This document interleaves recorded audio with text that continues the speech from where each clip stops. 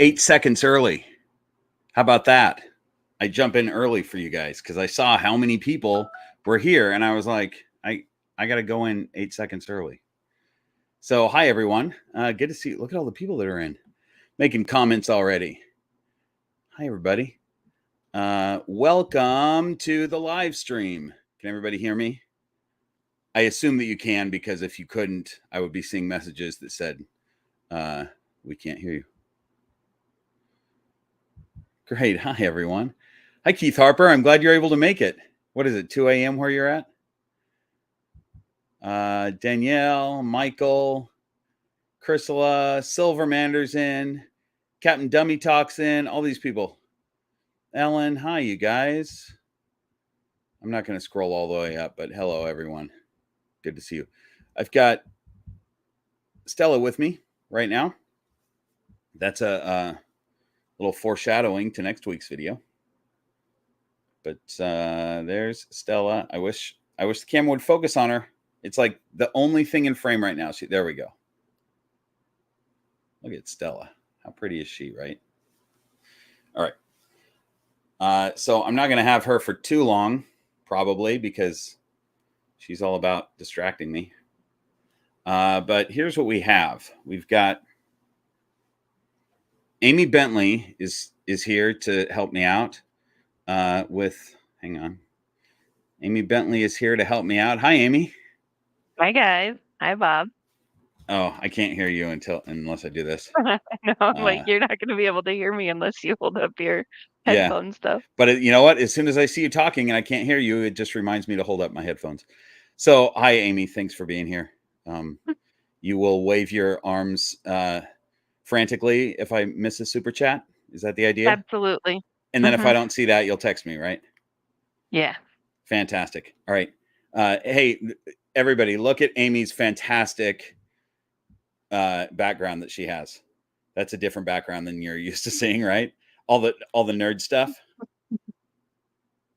All right. That's my nerd stuff. That's your nerd stuff. Wait, what happened? There we go. Actually, most of it's Brady's nerd stuff. Yeah, right. That is mine, though. That's mine. That's that also, proton pack. Yeah, that trophy is mine. I won it. Cool. All right. I'm kicking you out, but I'm not kicking you out. I'm what is it? Putting you backstage, and then we'll see you whenever I see you. Thanks for being here. Okay. All right. So I like that Amy's here live, so we can jump to her if we need to, or if we want to. You know, look at that. We got 100 people in already. Cheers, everybody. Here, I'll tell you what I'm drinking. Hang on.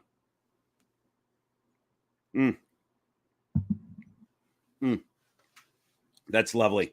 This is, oh man, that's so good. This is a brand new bottle of Laphroaig 10 that I just opened. This is the OG for me, because this is the first time, Laphroaig 10 was the first time I ever tasted Islay Scotch. And Islay Scotch is very different than any other Scotch. It's super peaty and smoky. And this sip of it that I just took, the first sip that I've had in a long time, it's just bacon and butter. Like, that's what it tastes like to me. There's also all those other flavors that I described, but that first taste that's all it was. It's so good. And the sleeve that I pulled it out of, I think will probably go to Stella, because she needs a sleeve in her cage. She'll like sitting in that. So that's what I got. Amy says she's got Highland Park 12 that she stole from me. That's right. I purchased that for myself, and then I left it in Amy's suitcase. So it's hers now.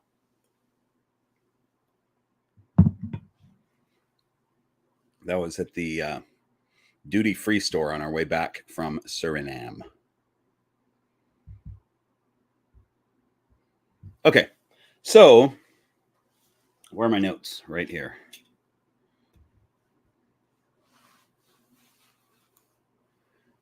All right.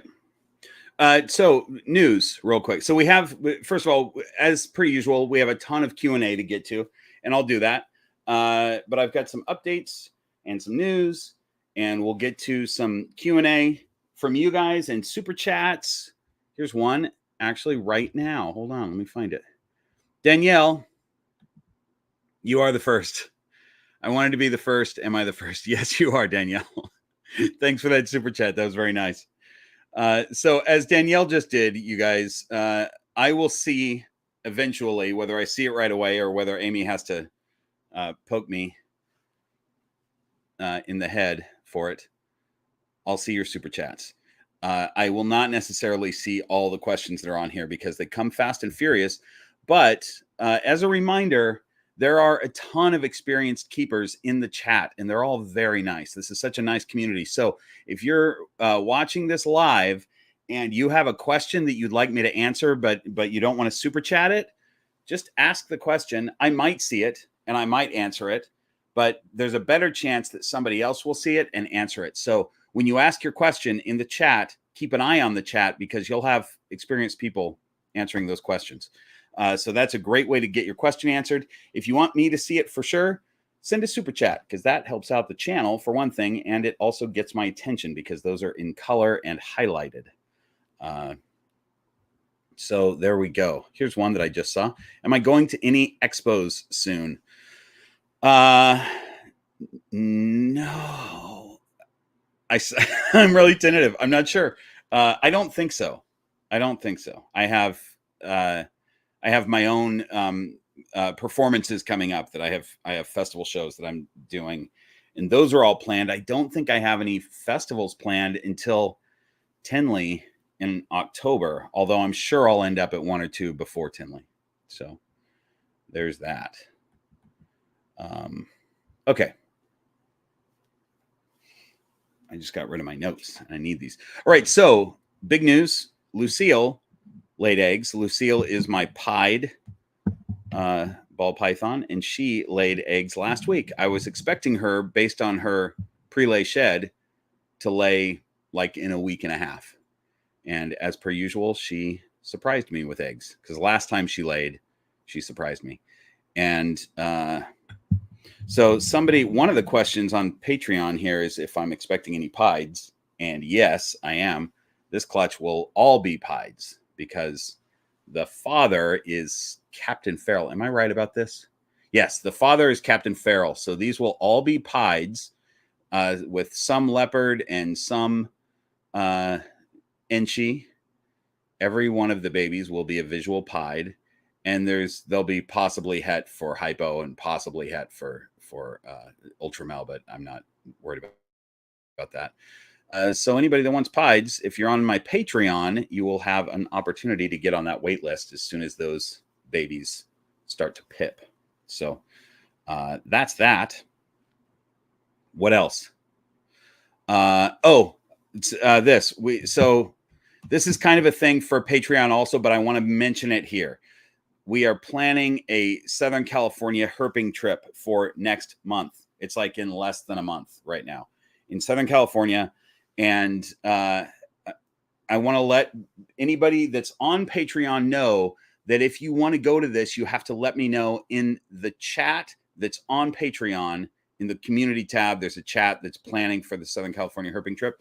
I think most people who are available to go have let me know.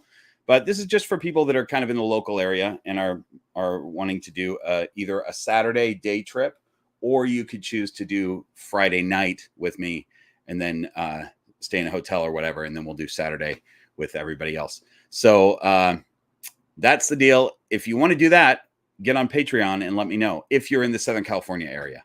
And if you've already told me somewhere else that you want to go, you got to tell me in that chat because that's where I'm doing the official sort of tally to see how many people we have and such like that. It's going to be fun. So there's that. What else? I went to the Green Room Python's mailbox. I hadn't been for a while, and I had all these letters from people, which were really nice. Like some of the letters were for Kent, because Kent was wanting letters. I mean, he said that he gets letters all the time, but clearly he doesn't. But now he does, because some of those were for Kent. Some of them were for me. and they were all fantastic. So for those of you who wrote letters, I really appreciate it. Those are cool to see. L, thanks for the super chat. Is that L? I think that's an L. I think it's L. I don't think it's E with an exclamation point, right? I can't see it very well because Stella is being a problem. Anyway, thanks for the super chat. Just wanted to say thank you. Your videos built the confidence for me and my partner to get our new snake family member. In-laws aren't happy, but they don't live near us anyway. That's great. That's fantastic. So that's really nice of you to say. I'm glad that those videos helped. Really appreciate that. Congrats on your new snake. I'm sure the in-laws will come around eventually. All right. Man, I've got this crazy super dwarf. Can I get you off my hat for a minute, young lady? You're just in the most awkward position.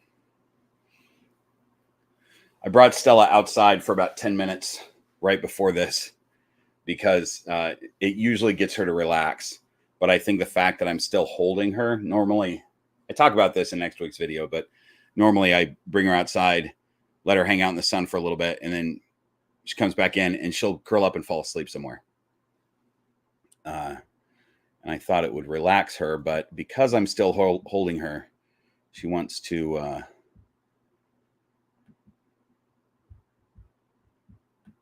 cruise all over the place. Intrepid Exotics is in.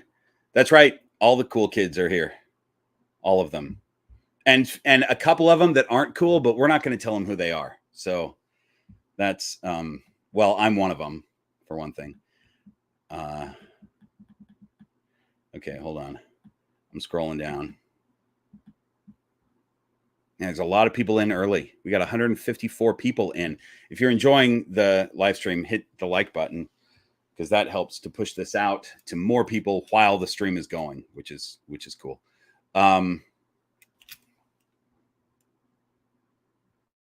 Okay, talking about definitely in.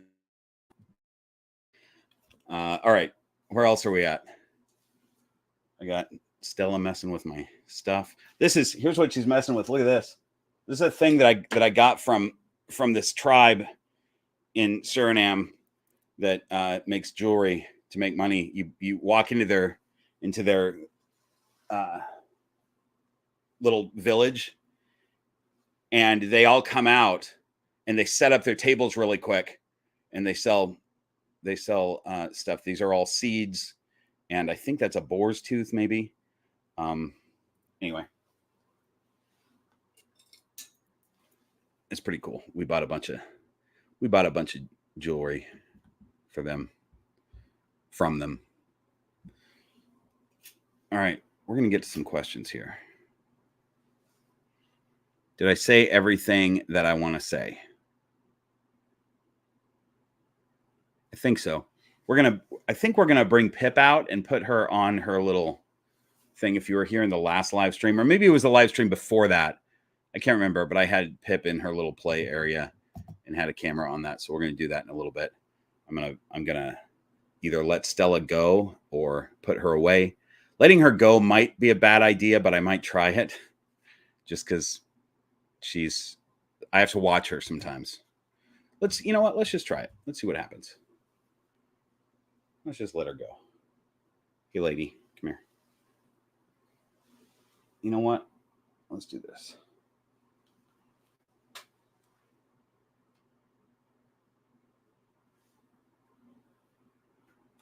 There you go. See you later. All right. We'll just see what she does. So, Pip. Here are Pip's hides right now. Let me just show them to you. Her cool side hide, which she's under currently, is this little box that naturally came with 2 little spots for her to crawl in. It's such a perfect hide. And then I don't know if I've shown this before. Maybe I showed it in a live stream before, but Black Box Cages made a specific hide for Pip. This is a special hide. I want you to see their logo. That's a special hide that Clint made just for Pip. And It's great. I love it. I also got a whole bunch of other hides from Clint, and I was going to do a giveaway this week, but I didn't figure out how to get it done, like how to how to do it right.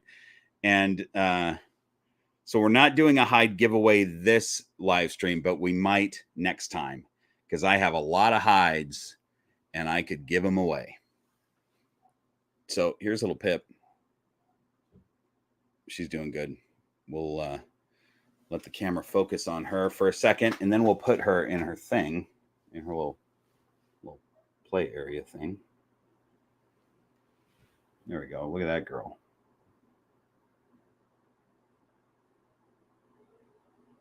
She's so cool. She's such a cool little snake. Just a little worm.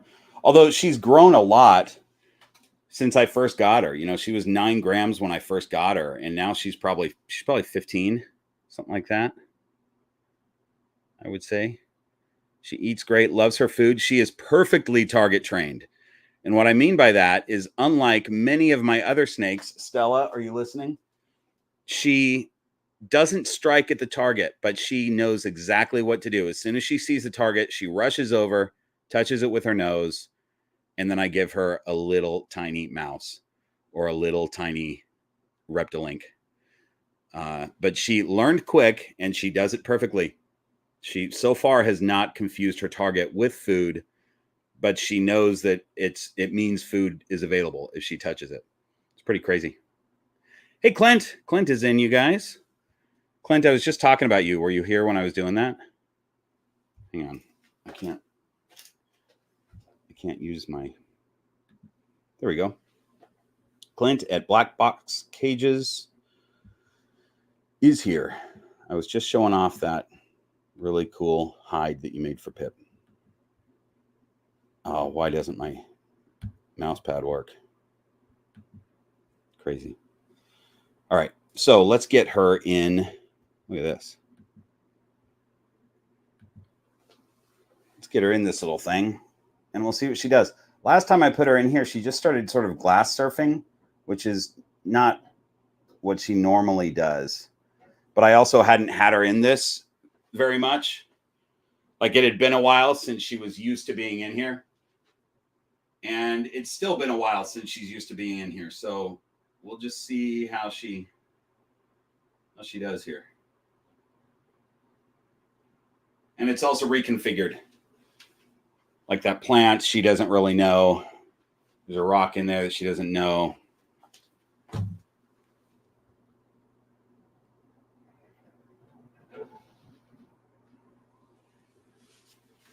There we go. We'll just see how she does.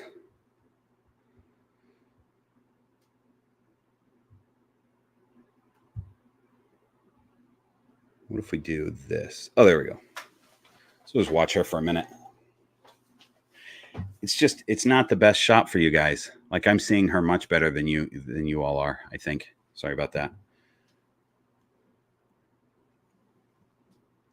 She's going to explore around a little bit. And that's a fun little thing for her because she, she spends a lot of her time in her hide, usually not her bottle caps. She sometimes sits in her bottle caps. She has 2 bottle caps, and each of them is under one of her hides, but she's usually sitting on top of the bottle cap in the hide.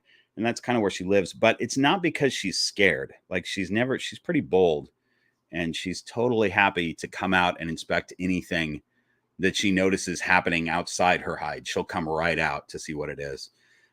So when I put her in that all glass enclosure where she can see everything, that's kind of like, that's not the best scenario for a snake as far as making them feel comfortable. But she usually does okay and just crawls around the wood and usually crawls to the very top of it. But we'll see what she does today. And I tell you what I'll do is I will put her on if she's doing anything interesting. All right. So we got Stella right there, hopefully just going into a hide, which would be great. because she does that after she's been outside. She'll go into a hide and curl up. But we'll see. We'll see how it goes. Okay, let's get to some of these Q&A questions. So first, Jason wanted me to talk about Scotch, which I did, and I'm going to in a little bit from another question, Jason. And he wanted a B. Arthur update. So here's little B. Arthur. She's my little one who has a jaw deformity and has been assist fed for dang close to 2 years.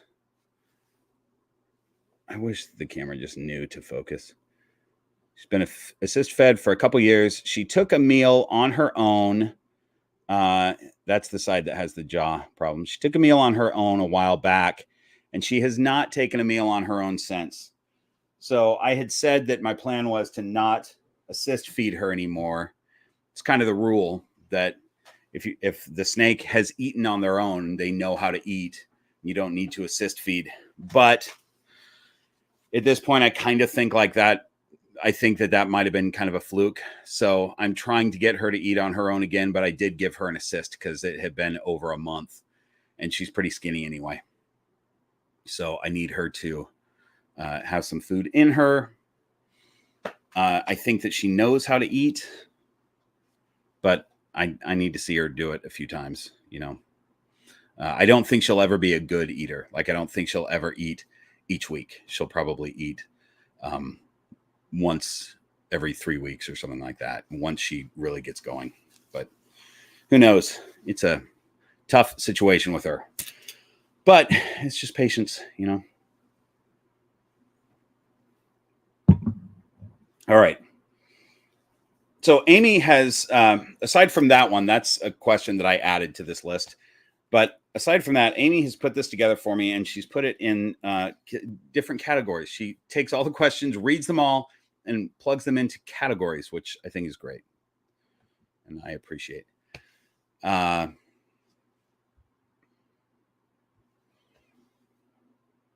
we go. Robert Baxter says, what are your current favorite plants, aesthetically or functionally, for bioactive enclosure? Pothos and vines. Those are my favorites. Pothos and vines. I have vines in there right now. Oh, croton. Also, I have a croton, that one that you can see right there. There's all different types of croton, and they do pretty well. This one, I'm surprised it's done so well because the inspector crawls on top of that constantly. And I don't have a pothos in there at the moment, which I'm surprised. I should get one in there. That enclosure needs more plants. But I've said this many times before. If you're going bioactive for a large-bodied snake, it's for you. It's not for the snake, and you're going to end up replacing plants. That's just what happens because they will trample your plants. Pothos is very hardy, though. Okay, Birdie284 says, Bob, can you please give us an update on your black box rack system after using it for a while? Yes, the update is it's great. I love it, and I want another one. The computer that I'm looking at here is sitting on top of it. It's fantastic. It's great. There's so many innovations on the black box rack that just made it as far as these PVC racks that, you know, the non like professional massive ones that are I would say more of a hobbyist rack, although there are some professional shops that have tons of these. But as far as PVC ones, this has way more innovations than any others that I know of, at least. And I think I know them all. So that's that. But I will say, if you have 3 snakes, don't look at getting a rack. Get 3 enclosures. You know, racks are for people who breed and have lots of animals. And there are, I think, in my opinion, good ways to do a rack system and not so good ways to do a rack system. And it has to do with enrichment, and it has to do with whether your snakes are allowed to come out or not, stuff like that.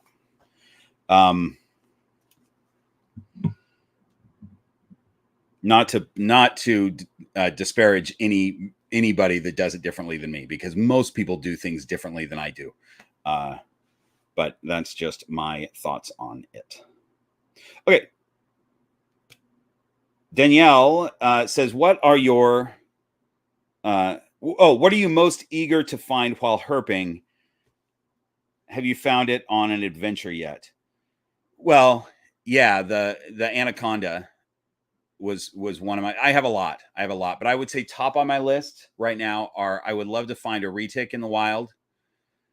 I mean, a super dwarf. I'd love to go on one of those trips with Daniel Solis to those islands and find super dwarfs. But you know, a retic of any kind in the wild. A cobra. I would love to find a king cobra in the wild, which is not a cobra, by the way. But I'd love to find a king cobra in the wild. And black-headed pythons in Australia. You know, I mean, any snakes in Australia. I'd love to find carpet python, stuff like that. But I have a black-headed python, and I saw a video, a really old video from years and years ago, of this guy who was just out herping, and he goes, you know, when you find a black-headed python in the wild, you just pick them up, and they don't fight you, they don't try to bite, they'll just hang out with you for a little bit, then you put them down, and they don't dart away. They'll just kind of slowly crawl away. It's kind of like bearded dragons have this reputation too of just sort of being tame in the wild. You know, right out of the wild, they're just kind of cool, and I would like to experience that.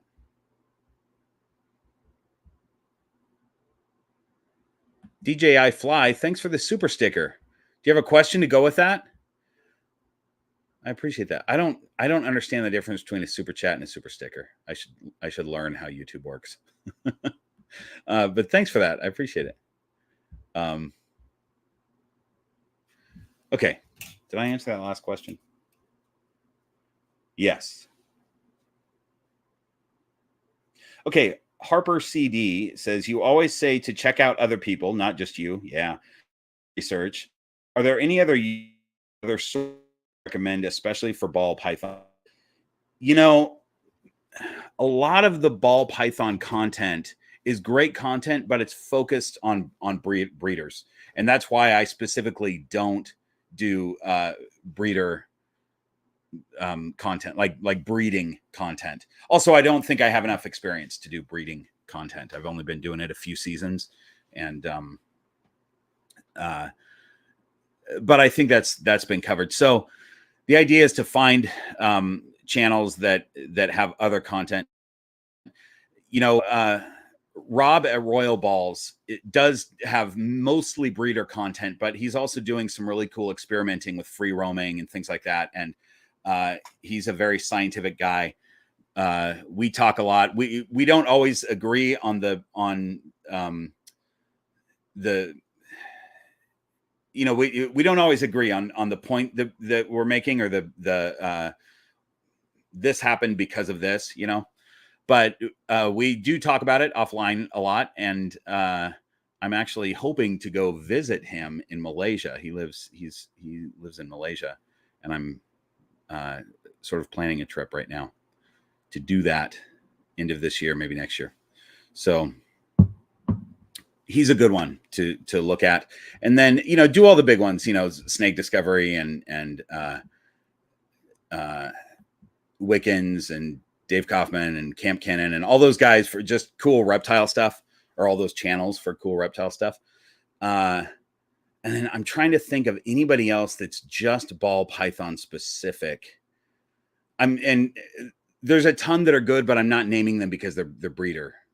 They're you know, for breeders, you know, to do research. So if I think of any others, I'll let you know, but you guys can put them down. What other channels do you like that are more keeping specific rather than breeding specific?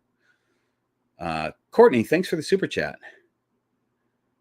That has to be the coolest hat I've ever seen. That's so nice. You guys are super chatting without questions. You're just saying really nice things. I appreciate that. This hat I got in Idlewild, California, and I like it because it's a straw hat and it keeps my head cool when it's warm in here.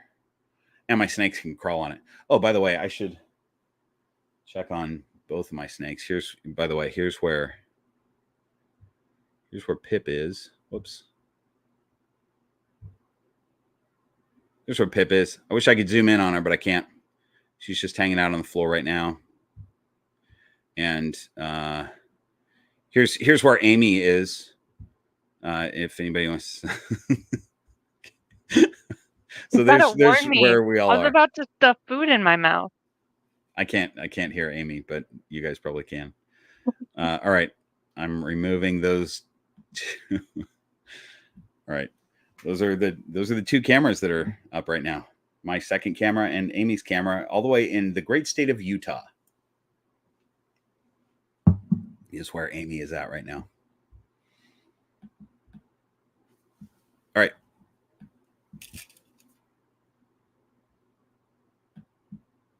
Oh, I see Erica at Plain Snake saying hi to KG. Hi to both of you. I didn't see KG in, though, because I'm going fast. But I'm sure Bomb Projects is in. He's got cool snakes. All right.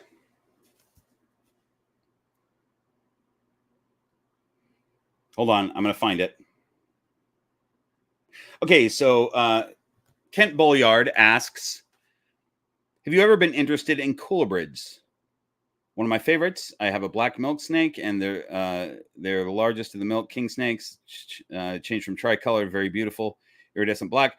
I love pythons and coolibrids. Just curious if you've ever thought about it. Yeah, of course. I love coolibrids. King snakes, corn snakes, all those standard ones are really cool. I love boegas, the mangrove snakes. Those are one of my favorites. False water cobras are amazing.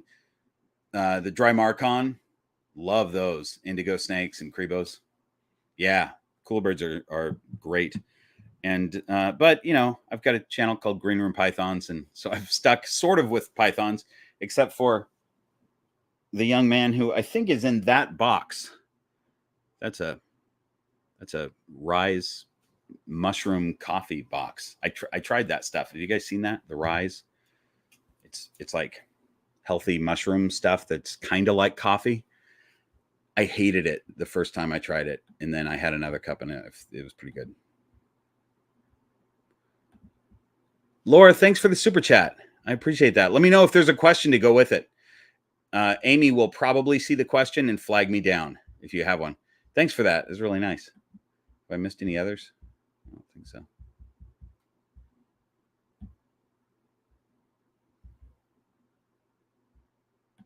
Try to get to the bottom of this. Okay. Now we're back to. Did I get that last one? Yeah. Okay, so Heidi is asking kind of a similar question. She's got a few of them. What is your favorite non-python species? I got a lot of favorites, but I'm gonna say an emerald tree boa, because that's I think an emerald tree boa. I could say false water cobra too, because I really like those also. She's asking what's your favorite coolibrid, so I'll say false water cobra for that one. She says favorite non-snake reptile. There's a lot because I love them, and I'm gonna say water monitor. I love water monitors. I like their size. I like a big animal, but I also like their brain. They're smart and they're just so cool. Okay, we're done with page 1. Done with page 1. Okay, here's another question that's kind of on that same line from Jess. From Jess in sunny Tampa. What snake do you really, really want but haven't acquired yet? There are so many, so I'm gonna narrow it down to within reason, something that I could have right now, should I choose to get it or come across it or whatever. Because I could say a Boland's python or something, but I couldn't. Like something massive is not practical at this point, or something that expensive is not practical at this point for sure. But a rough scale python, I love first of all, I love the face on a rough scale python. Those ice blue eyes, they're just absolutely beautiful. But they have a great story, and I'll have one at some point. I just don't have it yet. But yeah, they're fascinating snakes. Love them. Taylor, thanks for your super chat. Hi, Bob and Amy, sending love from the menagerie, drinking whiskey while my horses enjoy some beer while we watch the live. That's great. That's fantastic. Taylor taught me about giving beer to horses. You do that to cool them off. They cool off if they drink some beer. And that is some crazy horse trivia that I did not know. Taylor, thanks for that super chat. I hope you're enjoying your menagerie of animals and the live stream.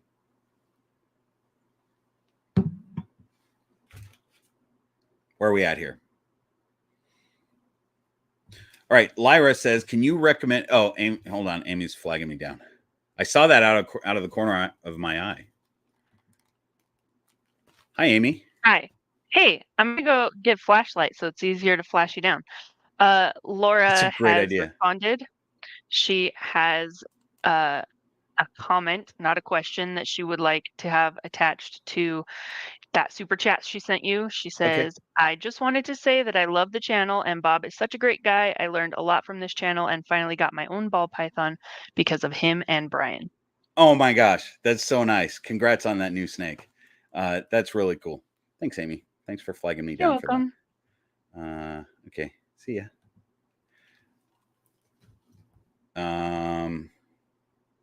Laura, that's very nice. Thank you so much for that. I appreciate that.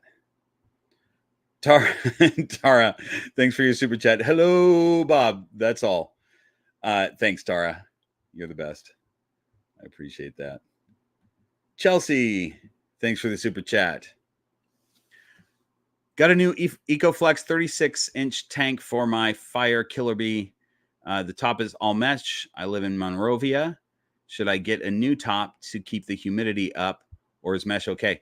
No, mesh is fine as long as you... I got to keep an eye on Stella here. Mesh is fine as long as you cover it. Just go and get some foil tape, HVAC tape from the hardware store, and cover it. Everything that doesn't have, a heat element or something, cover that up, and you'll be just fine with the mesh top. Becca, thanks for the super chat.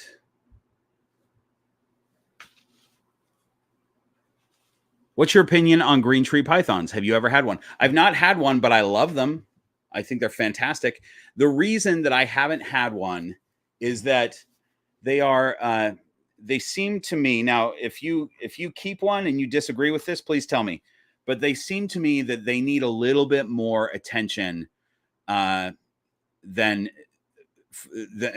from a keeper that's not gone for a week at a time often. I'm often gone for a week at a time, and these snakes have Lucy that comes in to change their water every 4 or 5 days when I'm gone. But I think a green tree python needs a little bit more than that. So they need their humidity checked on a little bit more, and they just need a little bit more futzing with. That's what I've always thought about them, and that could be totally wrong, because I've never actually kept them before, but it's just from knowing other people that keep them and from what I've heard, So let me just take care of Stella here, because she's becoming a problem. Hey, lady, this will be a minute. You know what, Amy, if you want to say anything while I'm doing this, go for it. Or don't. I mean, man. Hi, guys. Hey, so really fast, Matt, you were that just didn't take me nearly as long as I thought it would. Tortoises. Bob, I'm talking right now. You asked me to talk. Now you have to let me talk. He can't hear me, guys. He doesn't have his headphones on. Matt was asking me a question about my tortoises. So I had always intended to build a permanent greenhouse for my tortoises. That has not happened yet, and very likely won't happen for a multitude of reasons. But I keep my tortoises in those tubs. I keep yellowfoot and redfoot tortoises, and they are already technically too big for the tubs they are in. The tubs that they are in are kind of like minimum size, and they are still growing. So I do currently keep them in tubs in my reptile room with my snakes. My snakes are pretty good about not getting in the tortoise enclosures, and I do make sure my tortoises have plenty of like free roaming time down on the floor. But tortoises, here's the thing about tortoises, you guys. They're they're kind of gross. They like eat their own poop and stuff. And they walk in it and they drag it all over their shells. They're filthy. They're so cute though. And they are like very, very misunderstood in the pet world. Like people will tell you they're so cool. They're super easy to keep. They don't require anything. They require a ton of space. Don't listen to anything anybody at the pet store will tell you about tortoises. They're way harder to keep and keep well than you think they are going to be. So that's my advice for tortoises. Matt, if you would like more information on the tubs that I have them in, they're waterland tubs. You can just Google waterland tubs. I think they are the medium size land tubs, I think is what they're called. That's great advice. But they're awesome. They were also, you know what? It took, when you ordered those tubs, it took months and months and months for you to get them. But then I saw a whole stack of them at the Pomona show. Because they were at the show. They were back ordered for a long time. Yeah, yeah. All right. And I ordered them back ordered. Thanks for that. I'm going to get to some of these super chats. Okay, you got like a ton of super chats. Okay. Intrepid Exotics, thanks for this. Oh my gosh, that's so nice. Thanks for what you do. You're amazing, the best out there. Oh my gosh, that's so nice. Oh, you're among the best out there. That makes more sense for the sentence. Thank you so much. I appreciate that. That's really nice. I have seen, you know what? I've seen your videos, but it's been a long time. And I don't think they come up anymore, but I'm glad that you're here because it reminded me to watch your retake. You have good retake content.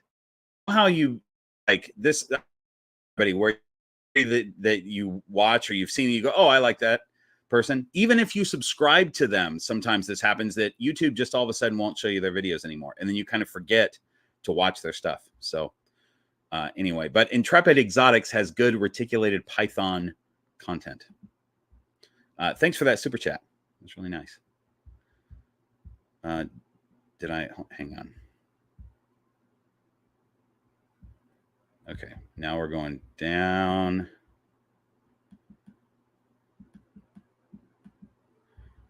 Azara, mandatory Amy super chat. So Amy, I owe you $1.99. Thanks, Azara. Thanks for that super chat.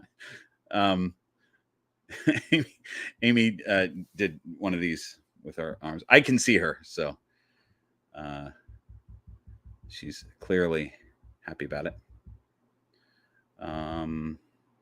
Okay, scrolling down. All right, let's get back to this. You guys, this might be a long live stream. And you know what? Before we get back to that, you know what I'm going to do? Because look at this. Last time I showed you Pip, she was right there, and she kind of still is. So she's not. I need to get her back used to that thing again. Where did her? Hang on. Oh. Excuse me a moment. Oh, you can't see me anyway. We're going to get her out of this.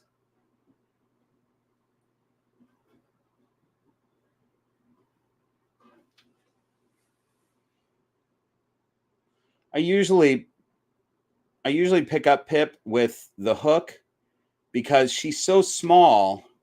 It's not that I need a hook with her, obviously, but hang on. Let me switch the. But she's so small that it's difficult to reach in and like pinch her with my fingers. And I did that when I first pulled her out of her tub, when I got her out just now. But that's because she had a coil up and it was like a little handle. But otherwise, I sit there like pinching her because she's just so tiny. But what a good little snake. I mean, you guys know that I'm fascinated by the brains on snakes, but especially on a little tiny snake like this. The fact that she is the best at target training out of all my target trained snakes is just crazy to me, you know? She's just very smart. She acts just like a python. You would think she would act like an earthworm. Like, that's when I look at her, I think, well, there's an earthworm. But just fascinating. Right, I'm putting her back. And then I'll grab another co-host. Let's get a ball python. How about that? How about somebody that's maybe not going to eat in a little bit?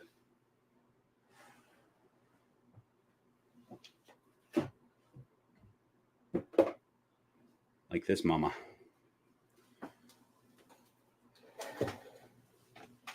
Okay, we got Kata.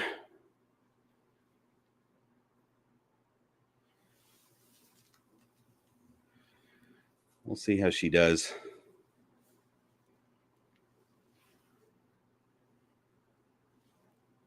She's usually not super happy about hanging out with me at first, but then she settles down.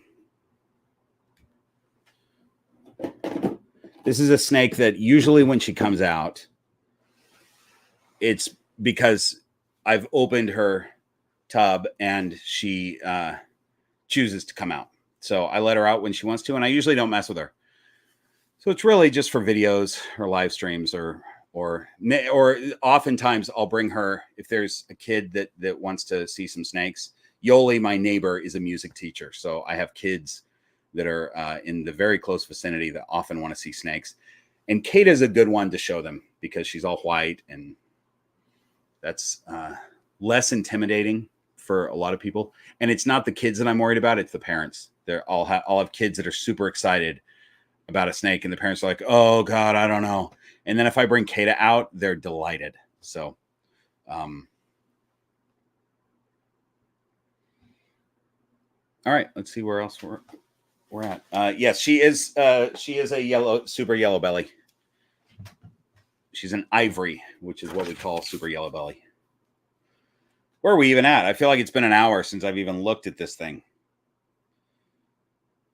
Okay, so we've got some feeding questions. Oh, did I already answer this one? I don't think so. Hi, Bob. I bought a yearling ball python 3 months ago. This is from Lyra. Oh, it's because I answered Lyra's other question.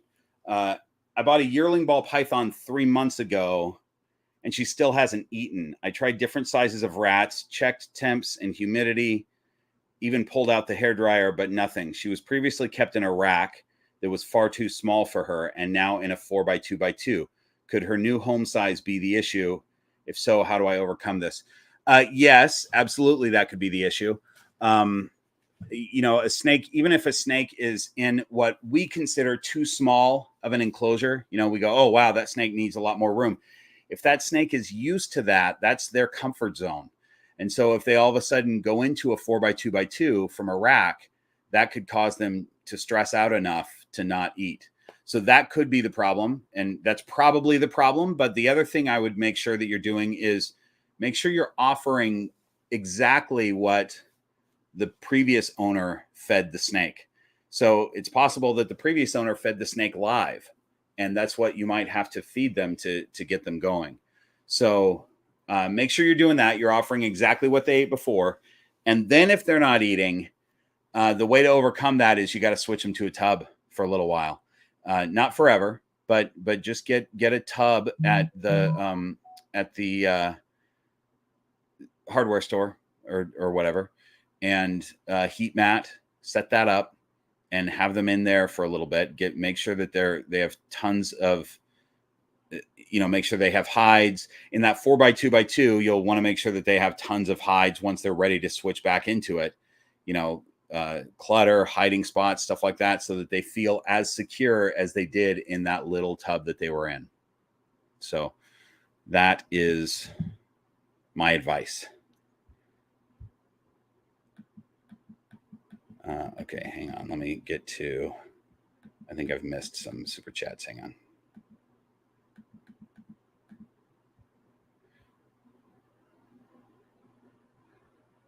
Spencer Lambus from the Royals Project, our new channel sponsor, you guys. This is our new ball python channel sponsor. Sorry, I don't have a Scotch on vacation, just tequila. Spencer, Slancha, regardless, tequila's lovely too.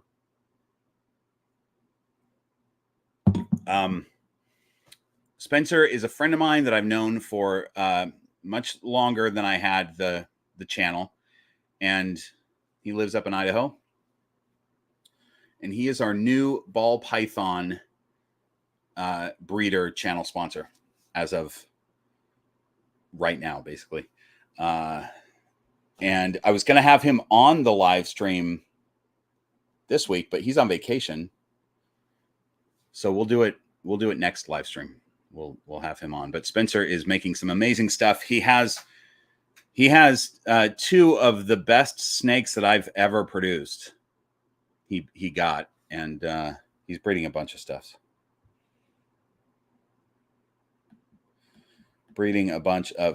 So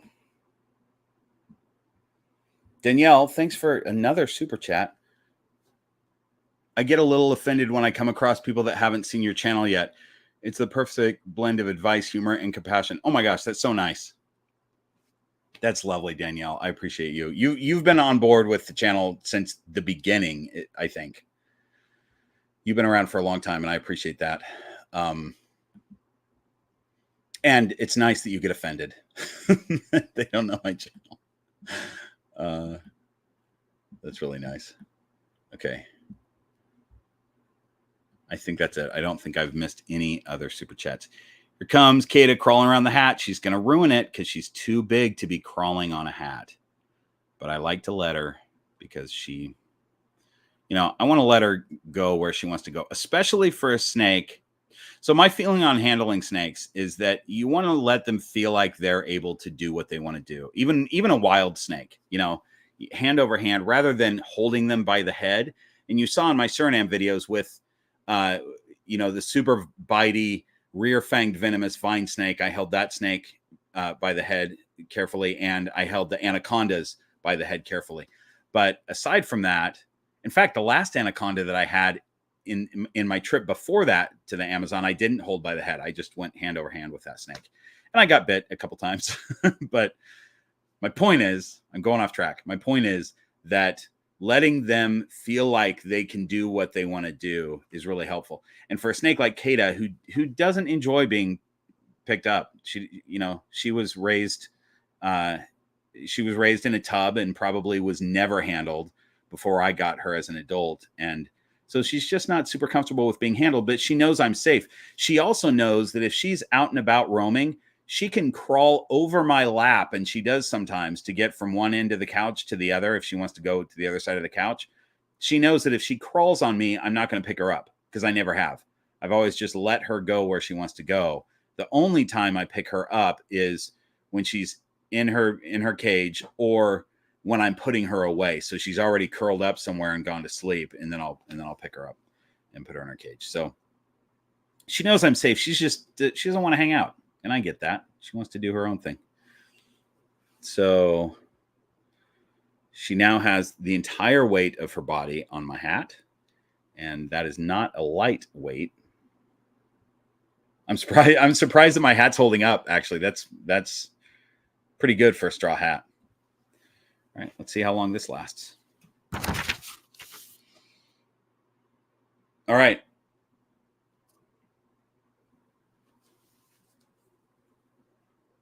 I also can't tell if she's falling off, so I'm going to keep a hand on her.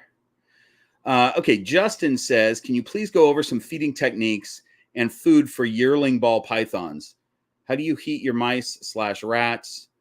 Do you have picky eaters? How do you decide to try live? How many feedings to wean off of live? How long can a yearling go before you actually start to be concerned? Okay, that's a lot of questions. So in feeding the snakes, first of all, I heat with. There's a lot of ways that you can heat up a rodent. Just don't do it in the microwave, and don't use hot water. If you're heating it with water, which I do, don't use hot water when the rodent is still frozen. So what I do is I thaw the rodent out. I put them in a Ziploc bag. I thaw them out, either just sitting them out several hours before, or I put them in cool water, which thaws them quicker. And once they're completely thawed, then I put that baggie that contains the rodent in hot water for a while, and that's how I heat them up. And then I usually will use a hairdryer to heat the head up even more before I feed. I find that if you have to feed a snake live to get them eating, you get them going, whether it's a new snake and you just need to get them eating once in their cage, or it's a snake that's been off food for a long time and you want to really get their food drive going, so you feed them a live rodent. I find that with most snakes, that will kick them into eating again, and you can just feed frozen thawed the next time. You usually don't have to feed a whole bunch of live rodents before they'll eat frozen thawed. But give it a try. Test them the following week or maybe 2 weeks later with a frozen thawed. And if they don't take it, then the next day go and get a live, and get, or maybe a couple days later go and get a live. But usually they'll take it in the next feeding. And then how long before you're actually concerned? Once they're losing a significant amount of weight, like 10% of their body weight or something, that's probably time to be a little bit concerned. But snakes can go a very long time without eating. If it's a yearling, as long as it wasn't thin to begin with, if it's a yearling, they can go a really long time. So, Sarah Angel says, my 5 to 6 month old ball python was eating like a champ when we first got her. I gave her a meal that was a bit too big for her, and she regurgitated. I waited a couple of weeks before trying to feed again. Now she's lost all interest in eating. She will not strike at rats at all. She comes out to inspect it, but makes no move to kill it. If I drop feed her, she'll stare at it for hours, and maybe 25% of the time the rat will be gone in the morning. Does she not trust rats anymore? Did I break my snake? Okay, so a couple of things. If you feed a meal that's a little bit too big, they're not going to regurgitate that, because they eat all sizes in the wild. If it was way too big, it could cause a what I'm is like, let's feed the snake weaned rats and you give him a small.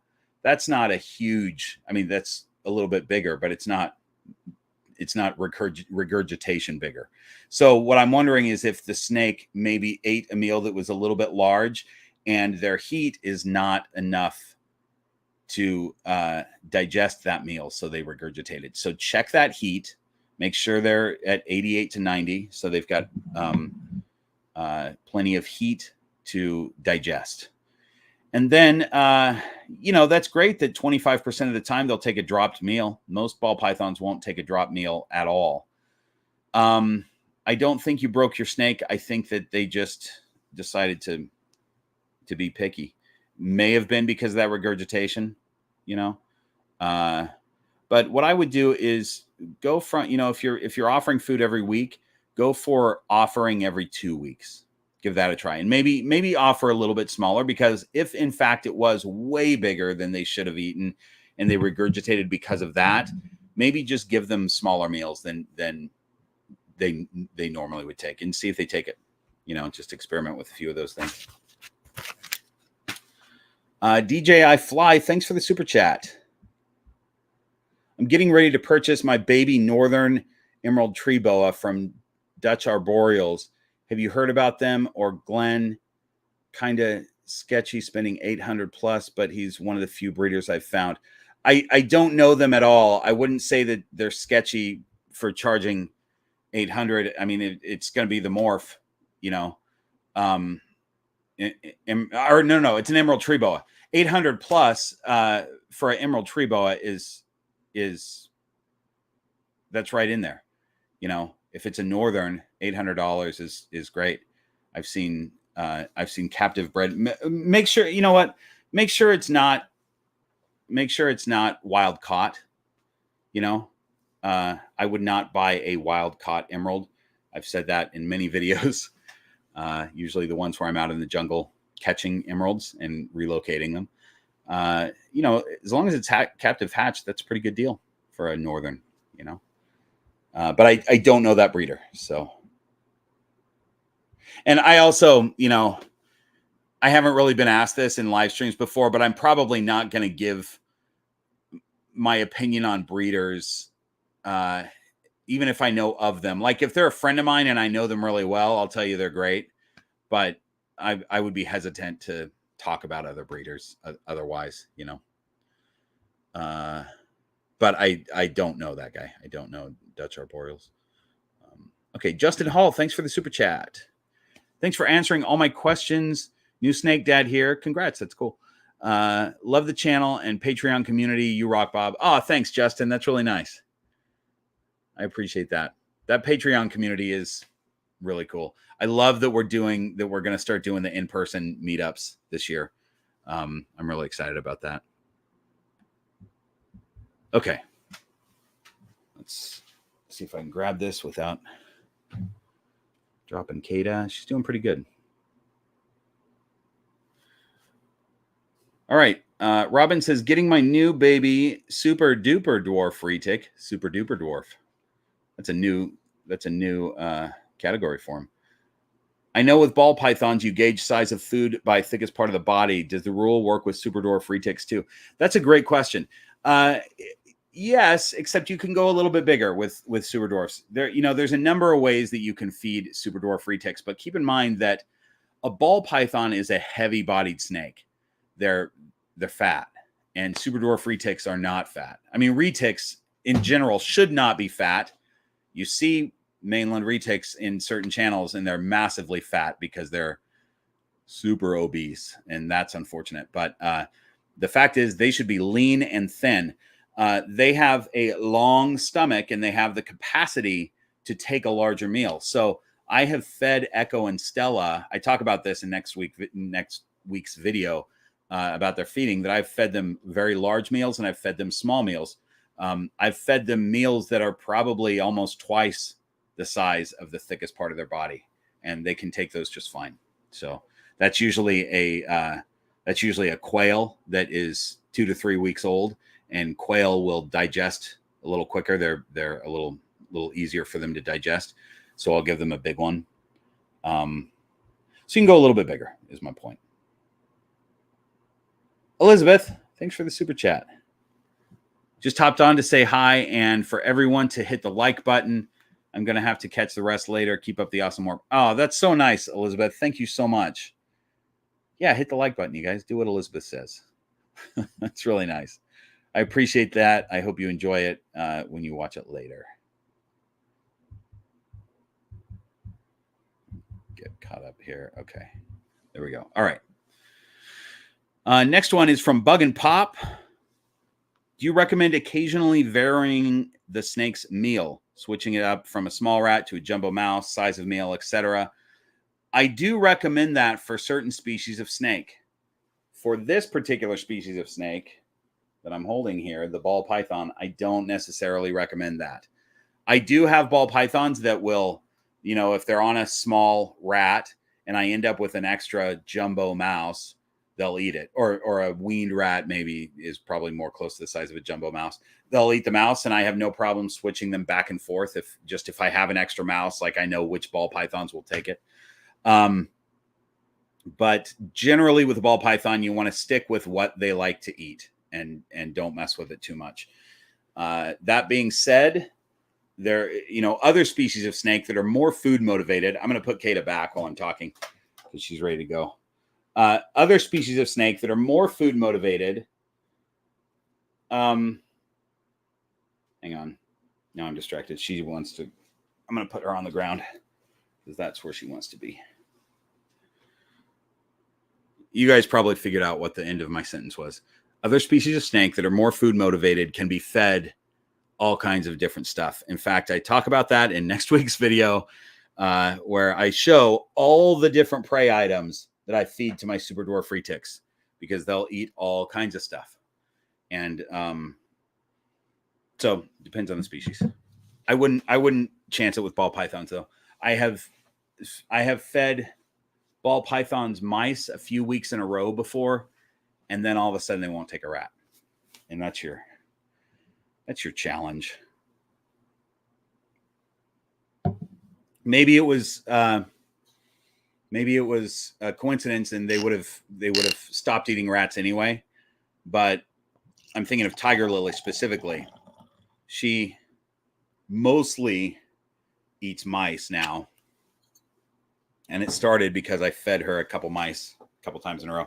Hang on, I gotta save Kata. All right. You know what, lady? I gotta just put you back.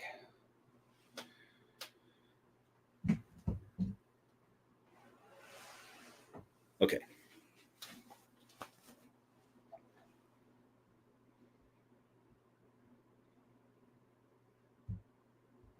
Danielle, thanks for that other super chat. Tipping for any music I've missed in older videos. You know what? I haven't played music and I haven't played anything in videos for a while, but thanks for that. Maybe I will at some point. I appreciate that.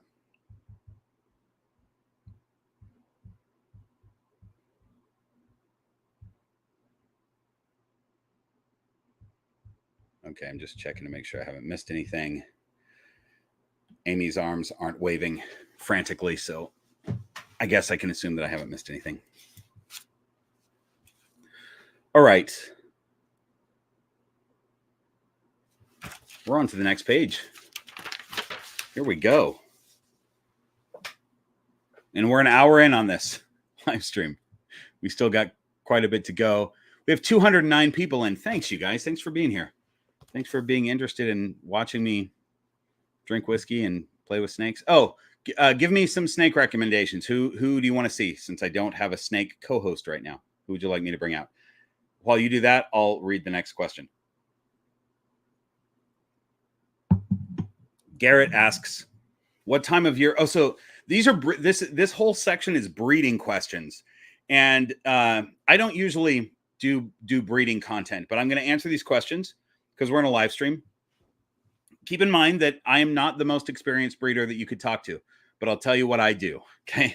So we'll just give it that caveat. Garrett says, what time of year do you start pairing your ball pythons for breeding? That's question one. And the answer is I pair them all year round. So I have certain snakes that I pair at mid-year, certain snakes I pair at the end of the year. You'll hear many other breeders say that they like to pair right around November. That's kind of what we consider the start of breeding season. But for a ball python, there's no actual breeding season when they're in captivity. You can pair them up anytime. I just like to have eggs in the incubator kind of year round. So that's why I do it that way. What size do you want before you start pairing your snakes? I want my females to be at least 1,500 grams, but beyond that, I want to make sure they have a good body condition. And I want my males to be, I don't even think about it. I mean, I never pair small males, but males can start breeding really at 500-600 grams, I think. I can't remember off the top of my head, but I don't, that's like my males are all bigger than that before I pair them. So I'm not worried about them. They just have to be sexually mature, you know, and they become sexually mature pretty early. Leah St. Clair, thanks for the super chat. My girl Persephone is a pastel desert ghost. Cool. Love desert ghosts. But I would like to know what you would do with the desert ghost morph if you were in the project. I do a lot of research on the desert ghost morph because there's all kinds of confusion now because it turns out that I can't even articulate what it is, but there are different lines of desert ghost, I think, and there's some sort of question of whether it's, I mean, I guess it is recessive, but maybe it's different lines. There's something that's confusing everybody on Desert Ghost right now. And some people who just wanted to get out of the project because of it. But a visual Desert Ghost makes any other morph of snakes so beautiful that I would love to be in. And you know what? Maybe I'll say this. If I wanted to get into that project, I would probably go to Billy at Mutation Creation and see what he had for enhancers, because enhancer is Desert Ghost, but it's that line. It's a special line, and I think it's brighter than Desert Ghost. I'm talking off the top of my head based on a few things that I've heard. I might be wrong, but I think enhancer would be the way to go. I do a lot of research though first, because I clearly don't really know what I'm talking about. I sort of know enough to be dangerous with Desert Ghost, but they're beautiful. Oh, Amy, that works so well. Hang on. Hi. Amy flashed a flashlight at me, and I really was able to see it. What do you got? You got distracted. You need a snake co-host. Thanks. Oh, I was trying to remove that one. Also, LJ asked for Ron by his full name earlier today. Whoa, that's impressive. I know. He asked for Sauron. He did. Wow. Okay. Well, let's get Ron out then. We'll do Thanks.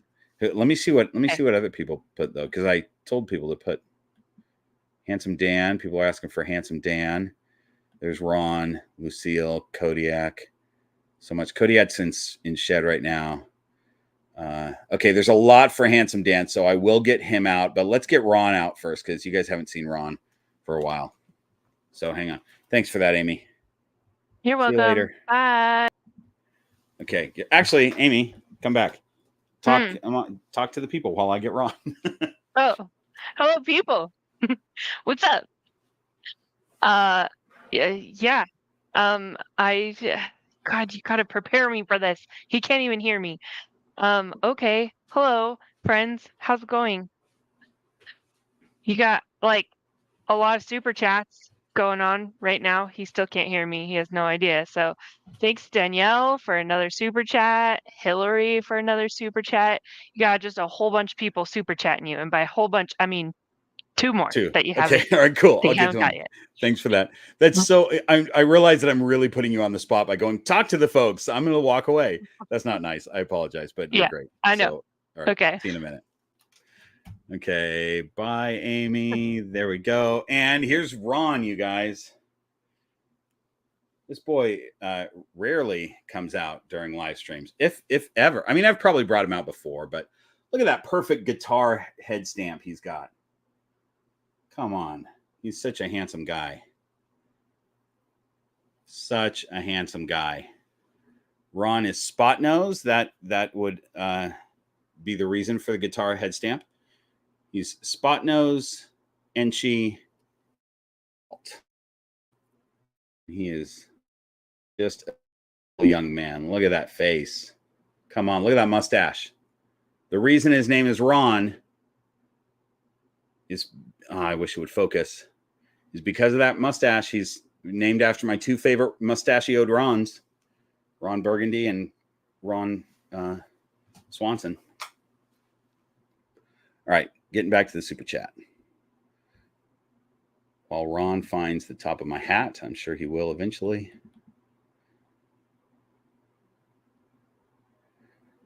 Danielle, for your one-day Desert Ghost Project Fund. That's really nice. Thanks, Danielle. You're the best. Oh my gosh, that's 3 or 4 super chats for you today. I appreciate you. Hillary, thanks for that $15 super chat. That's really nice. Hello from West Virginia. I truly enjoy your videos. You are so enjoyable to watch. I actually don't own a ball python. I have 11 snakes. Oh, cool. Did you see the pink ball python that was recently on Morph Market Facebook? No. What was that all about? That's cool that you have 11 snakes. I'm curious what snakes you keep. And thanks for the compliment. I really appreciate that. I'm glad you enjoy the videos. But somebody send me that pink ball python. Is that was it a real thing, or was it fake? That's interesting. Okay. I think we're back to this. All right. Tara says, can you explain? Wait. Yeah, that's where we're at. All right. Tara says, can you explain the process in pairing snakes? Do you just stick them in a female's enclosure and let them go at it? How often do you check in with them? How long do you leave them together? Do you take them out and pair again? Yeah, so you do just stick them in. stick the male in with the female. I take everything out of the female's enclosure. I take the hides out, and I take all the enrichment out because I don't want her peeing and pooping on everything, because she will do that once the male's in. She'll start scenting the enclosure. I mean, yeah, scenting her cage, and that includes pee and poop. So I take everything out and put the male in. I check on him. You know, I might check on him a few hours later, but I definitely check on him the next morning. Or oftentimes I'll pair them sometime during the day. I'll check on them at night. If they're locked up, then I just note the lock and I leave them alone. If they're not locked up, I'll check on them the next morning, you know, and just occasionally check because I want to visually see a lock. And if they haven't locked up, they're left in for 3 days. If they lock up right away, then usually by the end of day 2, I'm not going to, you know, they could lock up a couple times, but if they lock up right away, I'll pull them at the end of day 2 if they're unlocked. And then, was that it? Yeah. And then I pair them again every 4 to 6 weeks is what I do. It's usually every 4 weeks, but you don't have to. You could pair them. Like, you could pair them every time the female sheds. You could pair them. But I keep them on a 4-week schedule usually.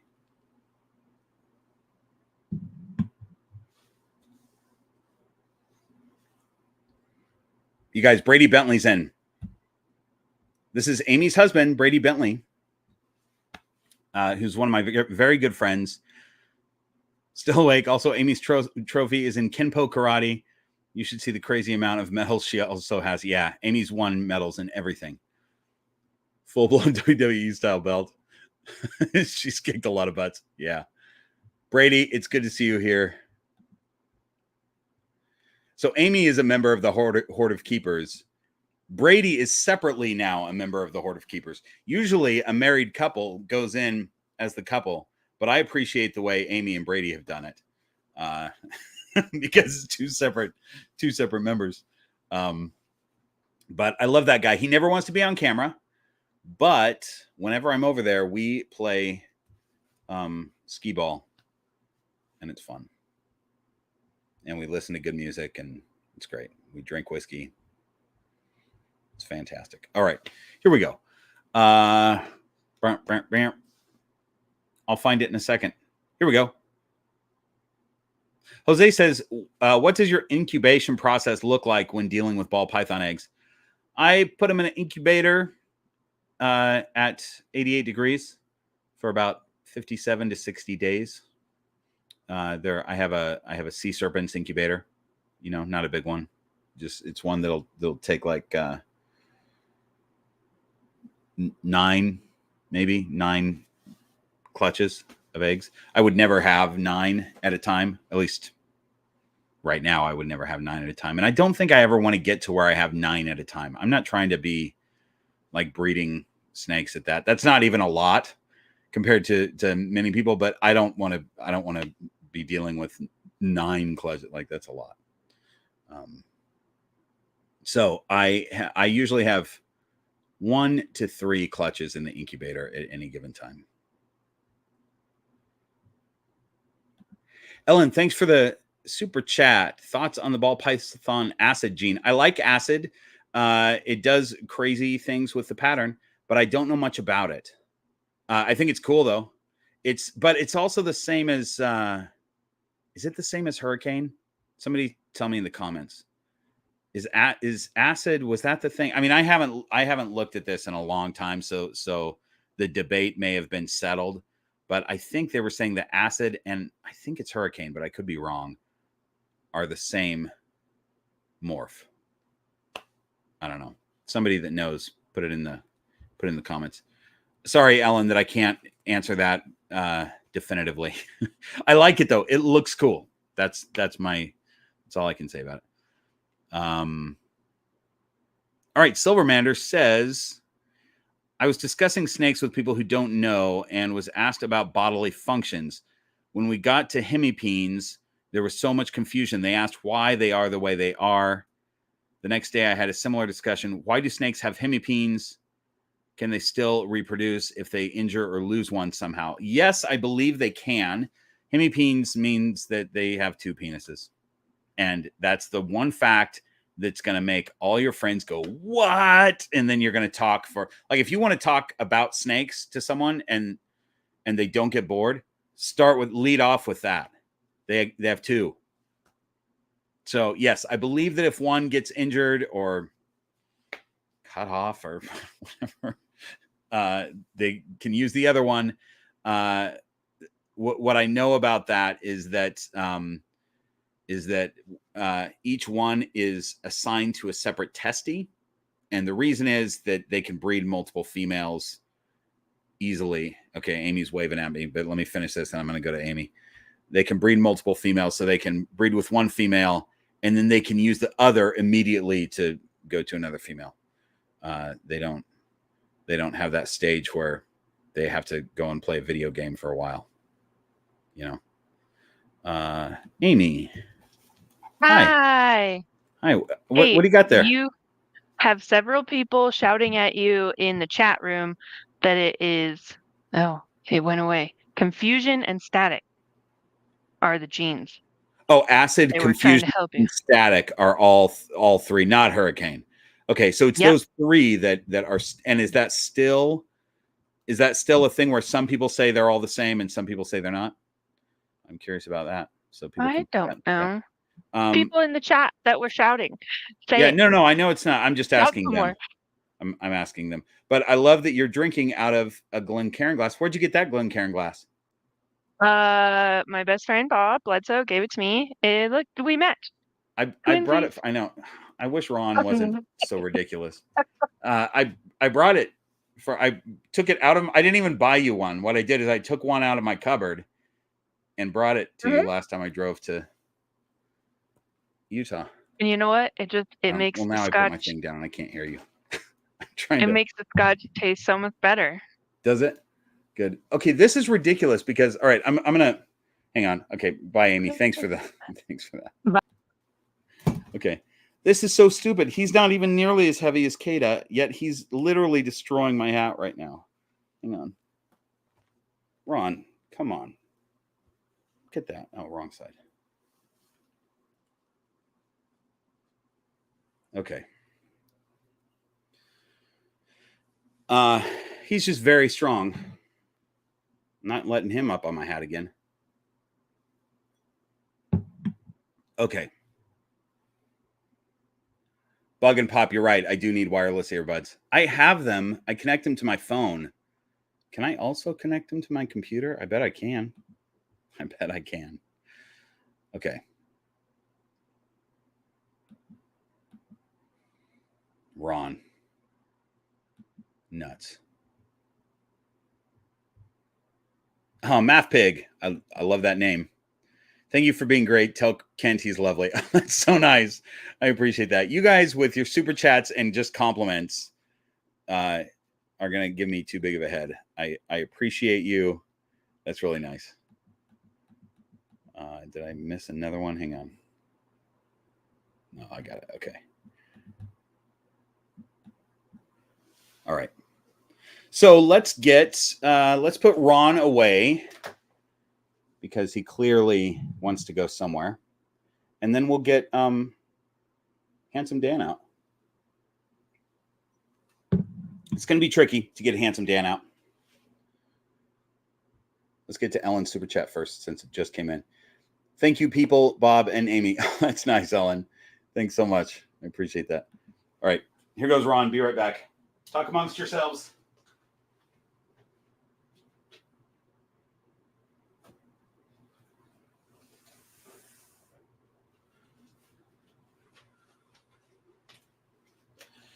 Okay, Handsome Dan is going to be tricky.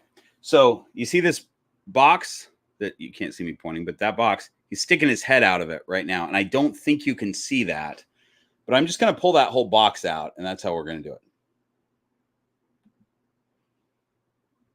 Jesse K, thanks for the super chat. What did Kent think of your impression of him while you were on your trip? Also, Amy needs a button to make a light flash on your desk. Oh, that's a great idea. To have a button that she pushes, and on my desk, which is actually a snake rack, it flashes at me. I love that. Kent doesn't watch the channel, so he never saw my impression. Nobody tell him. Nobody tell him, because it was embarrassing. Okay. Here's how I'm going to do this. I'm going to open the other side, and I'm just going to pull the box out.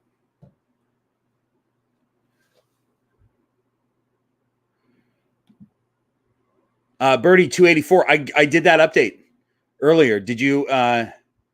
You must not have been watching when I did it, but I did talk about it. So go back to the beginning. I did talk about the black box rack. It's fantastic. It's great, but I went more in depth earlier. That was based on your question, I think, on Patreon.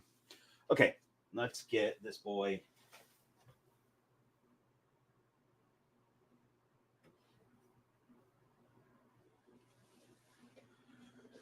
Okay. I want to know if anybody's tried this. This is the mushroom coffee that you might see ads for, depending on what people are advertising. I'm into it. I like it now. I didn't like it the first time I tried it. Yoli, my neighbor, wanted to try it, so I made some for her, and she absolutely hated it. It's not coffee. It doesn't taste like coffee, but it has coffee in it, and you're supposed to drink it in the morning. It's just health food stuff.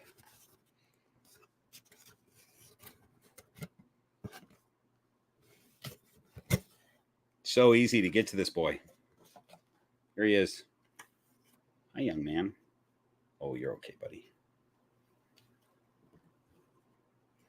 This is the first day that he's using this hide. This will teach him to use a new hide. It doesn't work at all to hide in here. Poor guy. All right. Here's Handsome Dan. I do this for you guys. I pull my snakes out of hides for you guys. But he also hasn't been out for a while, so it's good for him to get a little handling time.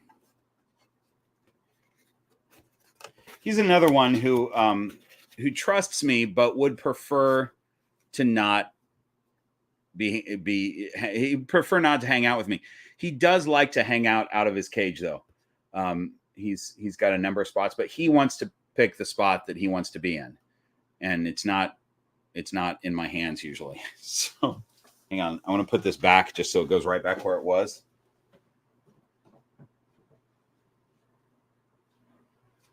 Also, here's an interesting thing.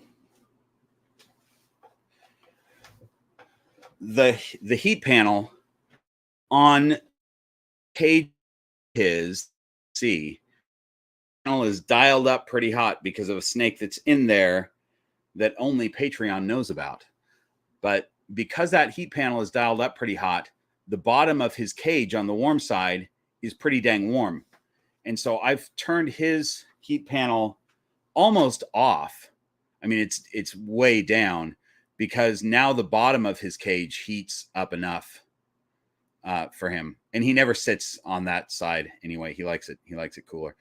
But that's an interesting thing that you can do. Normally you would put your hotter cage on top so that it doesn't mess with the cage above it. But in this case, it works out well. I can save on energy by using that one heat panel that's in the bottom cage to heat the bottom cage and the floor of Handsome Dan's. So Clint says at Black Box Cages says heat rise is definitely a thing. Yeah, it is. That was an experiment. And Clint, I talked to you about that with the other cages, but I thought with this one I would try that experiment, and if it didn't work, I would just swap them.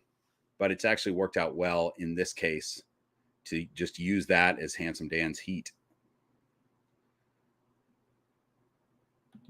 Okay, I see that Will at CNC just did a super chat, but I think I have others up here. Hang on.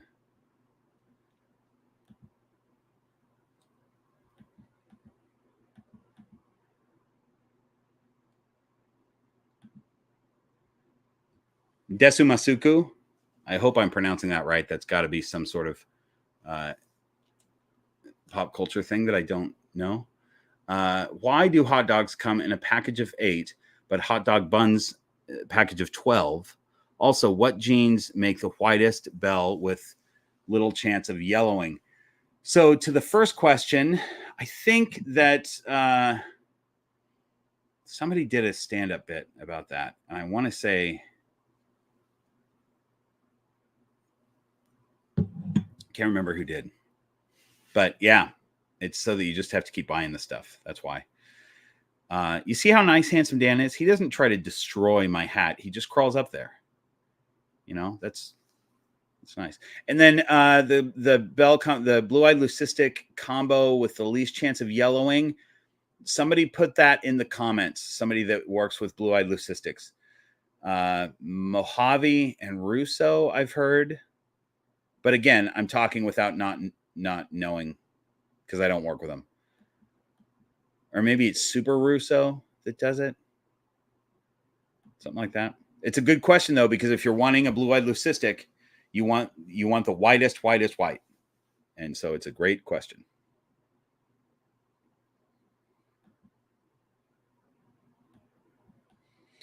Okay, and then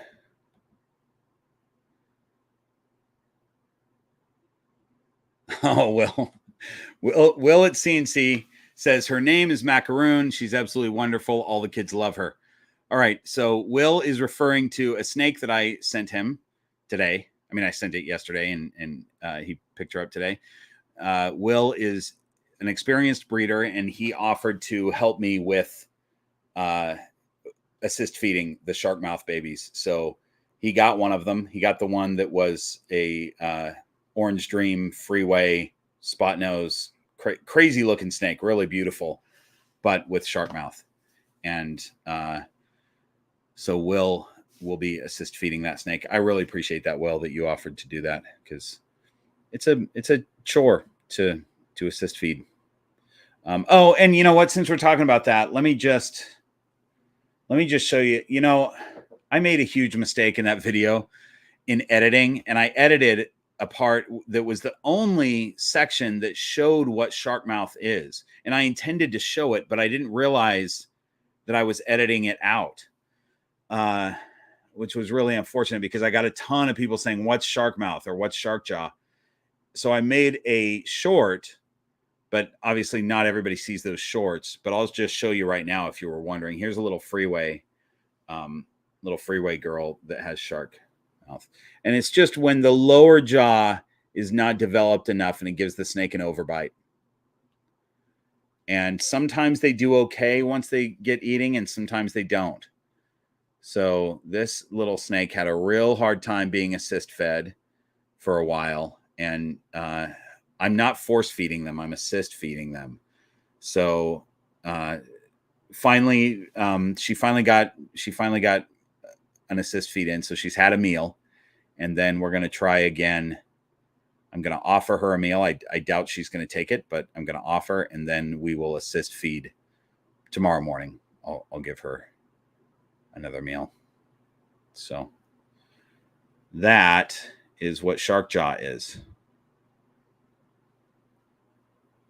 It's unfortunate.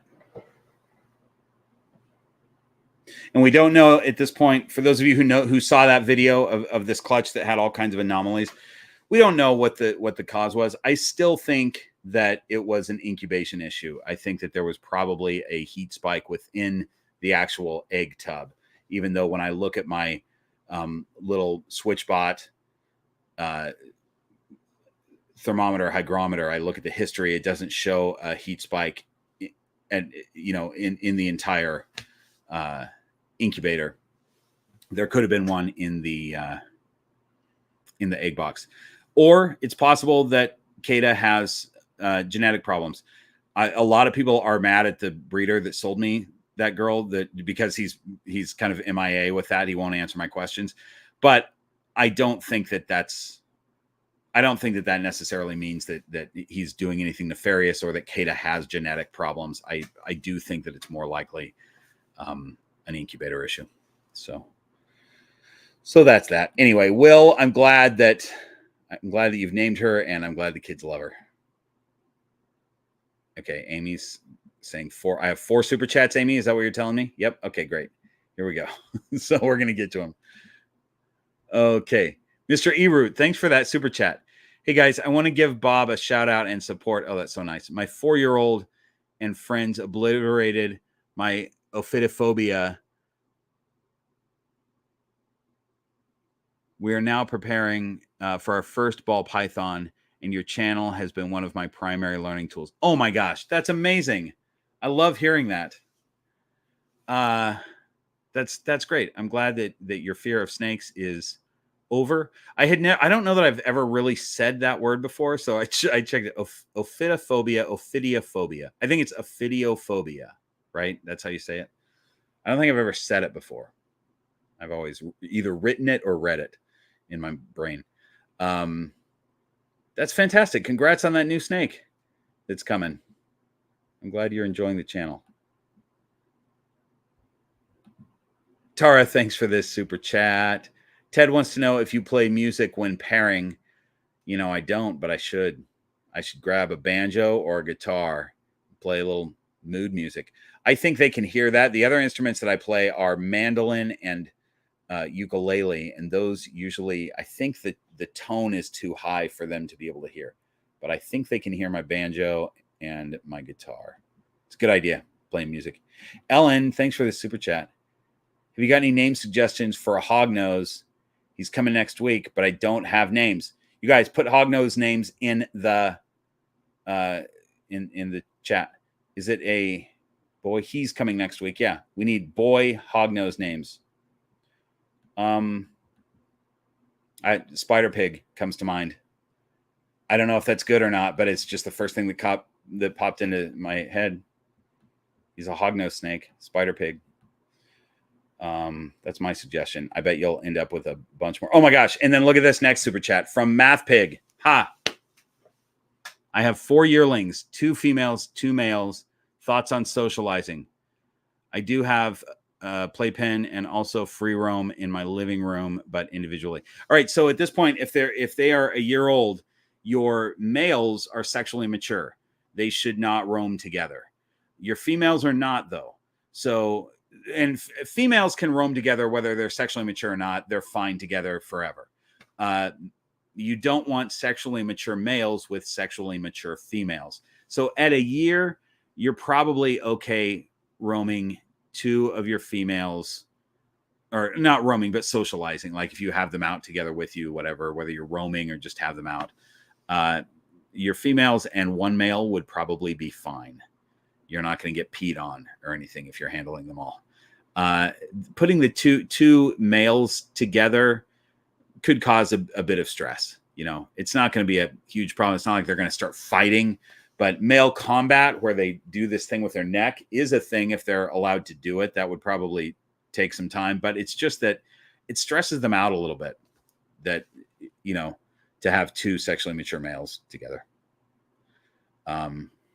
Oh, you're saying I do have a playpen and also free roam in my living room, but not individually. In my free room, but individually. Yeah. So you could do that. Just you can do all combos, but not those 2 males together, I would say. Just so that they're not stressed out. Danielle, you have so many super chats for me. I love it. Baby Shark will do better. I'm putting it out into the universe. Oh, thanks. Thanks. I hope Baby Shark does okay. Okay, there's a ton of name suggestions. That's great. Appreciate that, you guys. Andrea, thanks for this super chat. Hi, Bob. Why is it every time we hold my ball python, she's fine with my husband, but the second I take her, she pees on me? It's happened 3 times. So it might just be a timing situation. And the thing is, ball pythons don't pee very often. So if they're peeing every time they're out, whether they're with you or not, it's oftentimes a stress response. So what might be happening is your husband takes the snake, handles it for a few minutes, hands it to you, and that's about the time that she's ready to pee. So it might just be that coincidence. But the bigger question is, why is she peeing every time she's coming out? I would say, make sure that there's some socialization stuff going on so that she doesn't have fear of coming out. I've got some videos on socializing snakes, but as long as she's cool with coming out, meaning she's okay with crawling onto your hand, with tongue flicking on your hand, your arm, whenever you put it in the cage. But if she's hiding from you, like if the snake is hiding from you when you go in there and then you pull them out anyway, that's going to cause some problems. So that's what I would say. It could also just be that, it was a coincidence and the snake had to pee each time, maybe it's once a week or whatever. And that was just the thing. Okay.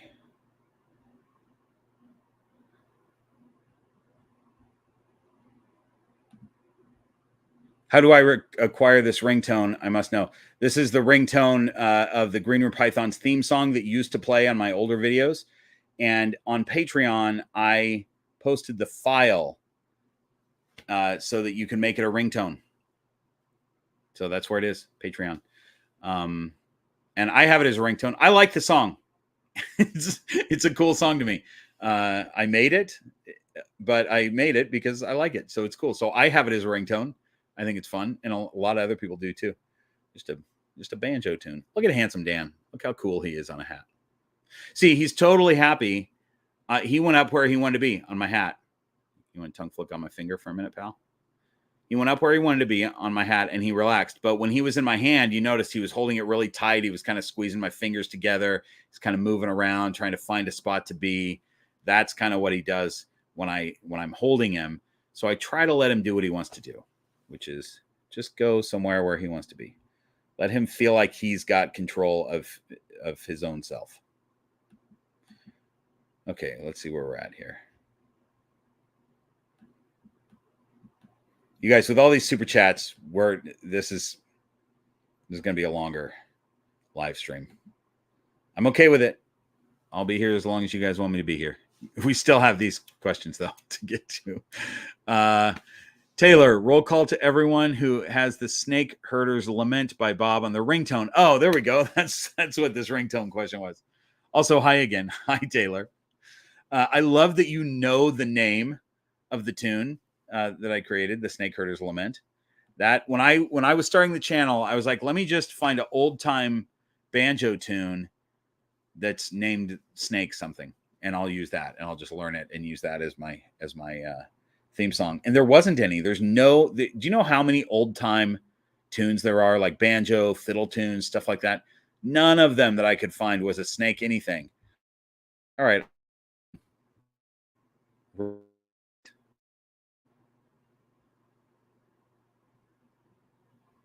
Yoda the Jedi. That took me so long to actually figure out what that said. Yoda the Jedi 88.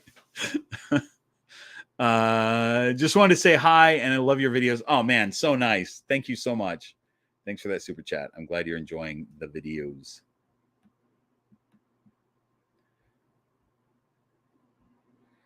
Bashi, your plan to maybe stop shark jaw in the future. It's not something... It's a thing that could happen genetically with snakes. So if you find out that your snake that you're breeding has some genetic problem, that they're throwing shark jaw babies, you would not breed that snake again. But this is something that is relatively common. Physical anomalies are not super common, but they do happen in snakes. And shark jaw is one of them that just happens sometimes. And a lot of times it's an incubation issue. So it's one of those things that when you breed any animal, you're going to end up with issues sometimes. And I had a clutch that was kind of a disaster, unfortunately. So the thing, like, stopping it is pretty tough. But just, breeding snakes that are genetically work is one thing. But then sometimes you have incubation issues. And I think that's probably what I had in this clutch.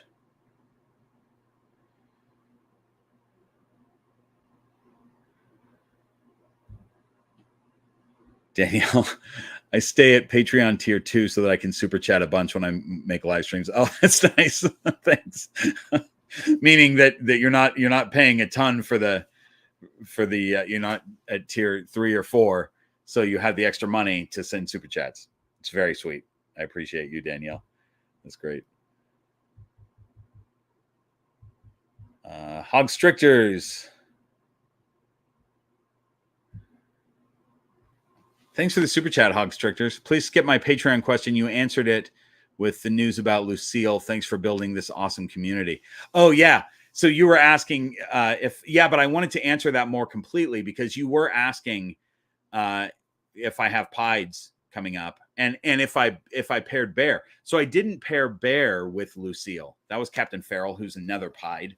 But I did pair Bear with Lydia Dietz this year, so we'll get some more clown pieds. We might have some pied het clowns in that. And I also paired Molly Malone with Captain Farrell, so we might have some Ultramel pieds. So it should be a pied heavy season this year. So look at that. I still answered your question. But yeah, pieds are coming next. The next thing to come out of that incubator they will all be visual pieds.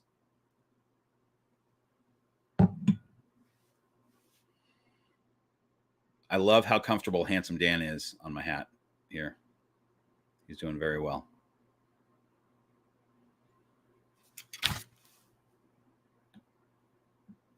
Oh, wait. Got another super chat. Thanks, Des. I'm just going to call you Des. Is that okay? It's just easier to pronounce. Name ain't a pop reference. I'm a gamer and want a unique name I knew I would never see when I was 15. It's Death Mask in Japanese. We've talked about this before. I remember this conversation. Loving the stream, by the way. Thanks so much. Is it okay if I call you Des? Thanks for this. Thanks for the second super chat and to tell me that. But I know we've already talked about this a long time ago in a live stream, I think. It's a cool name. All right.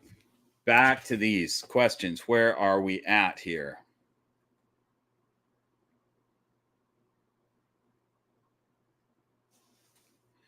Dry Kiana. I hope I'm saying that right. I'm probably not. Do you have any recommendations for research, your own knowledge for building a business plan for becoming a breeder in a few years? I'm trying to get my husband on board with this plan, so I want to make sure I have all the details I can put in front of him. My only advice to you is to do it as a hobby, pair up a couple snakes if you want to try breeding, and just see what it's about. Learn, do as much research as you can, but also there's a lot of stuff that you can only learn by doing it. And so I wouldn't, even though some people buy a ton of snakes and they just go, this is my new business. I'm going to raise up all these snakes and become a breeder. My advice is to go slow with it. Learn as much as you can with husbandry, give the snakes the best life they possibly can have, pair up a few, see how that goes. Start small and build it. That's what I would do.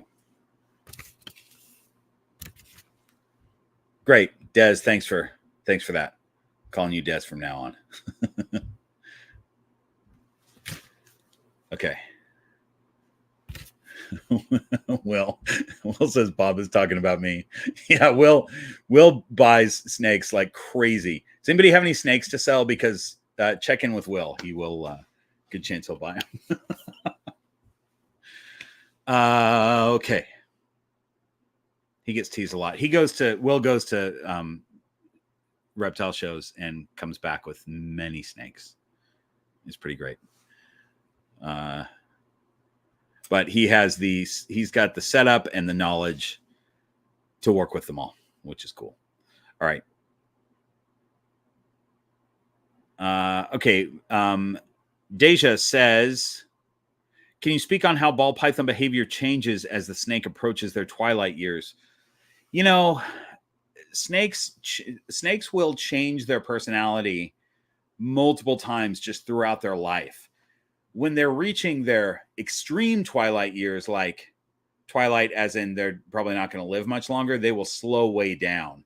But there's not, I don't think there's really a standard, you know, for a snake that, let's say you've got a snake that's going to live 25 years. Their twilight years would be the last 3 years, let's say. I don't know that there's necessarily a thing that, you know, they all do in those twilight years. But they do slow way down right before they're done, you know.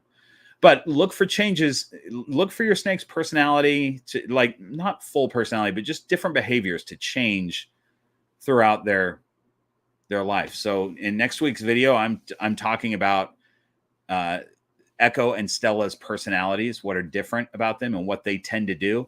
I don't expect that to be their personalities their entire life. So it's just what they do right now, what I can expect from them right now until that changes, you know. So that's that. Drykiana asks another question. When you're getting a snake from a breeder, what are good questions to ask them? I generally ask hatch date, weight, food size, and if they can tell me when the last shed was. But I've noticed several breeders don't offer most of that information. I can get food size, but anything beyond that is hit or miss. Yeah, good questions to ask are any questions that you want answered about that snake. And if the breeder can't answer or won't answer, and it's that important to you, then I'd go to a different breeder. But I'll also say that there are larger breeders who breed, you know, hundreds of snakes, and they don't keep all that information. They don't keep the last shed. When one of their 500 snake sheds, they pull it out and throw it away. They're not logging that, so they have no idea. For me, I don't need that information because a snake sheds when they shed. But I do want to know how big the snake is. You know, if a breeder can't give me the answer of how big the snake is, that's a problem. I'm out at that point. You know, I want to know what they're used to eating. What food exactly are they on? Is it live? Is it frozen thawed? Is it a mouse, a rat? And really, for me, that's all I need to know. But a lot of people also want to know, is the snake socialized or not even socialized? How does the snake react when you pull it out of its enclosure? And that's a valid question. And the breeder should be able to answer that, you know. So whatever you want to ask, you should be able to ask. And only buy from breeders that you're comfortable with. You know, if they've answered your question, or if you feel like maybe they didn't answer all your questions, but it was good enough, you know, you're like, all right, I asked the guy 15 questions. He answered 10. That's good enough. You know, answer the most important ones.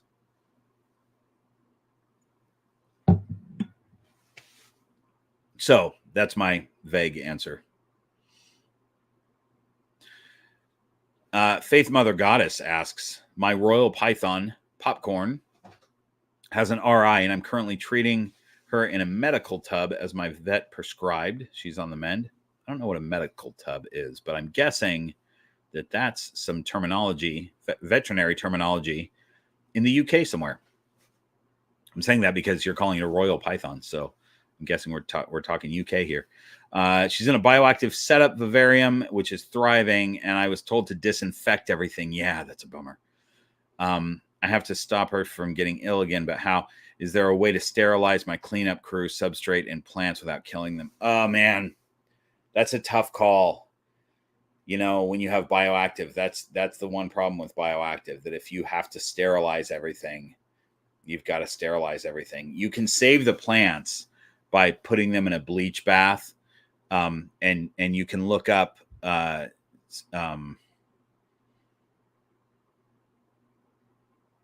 Designs. It took me that long to think of it. You can look up Serpa Design. Just put on YouTube Serpa Designs, like bleach bath for plants or something like that, and you'll find it. But then the rest of the stuff you may have to toss. And then also the other thing you could do is just spray everything with chlorhexidine and hope it works. But I've never done that before, you know.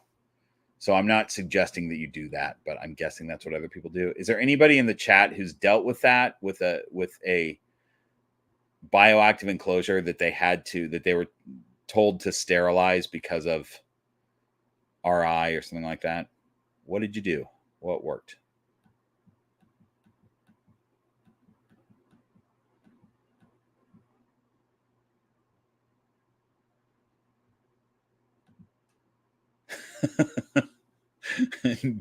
Des says, got to say the full name every time.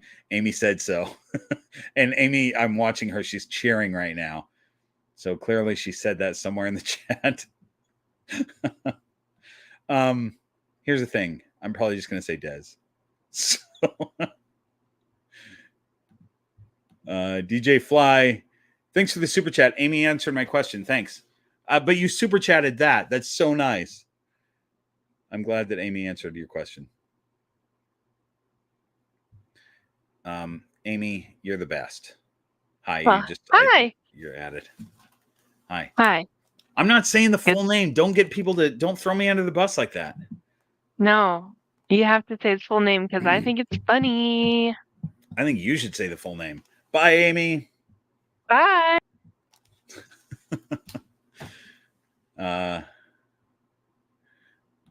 Brady, Amy's husband, says, come break your skee ball record. I will, Brady. You guys, Brady, thanks for that super chat. I'm just going to give you $10 cash next time I see you. But you're the best. You guys, so their skee ball, Amy and Brady have a skee ball machine that's fantastic. And everybody who plays has to put their own high score on the board. So whatever your high score ends up being is on the board. Guess who has the highest of all the high scores? I got real lucky one night. Still Magnolia, thanks for the super chat. I appreciate that. Do you have a question? No, it did work. It did work. You super chatted. Wait. You super chatted that. And it worked. Except your question, I didn't see a question. Is that what I'm at, Brady? 720? It's a good score. A perfect score would be 900. So 720 is not bad.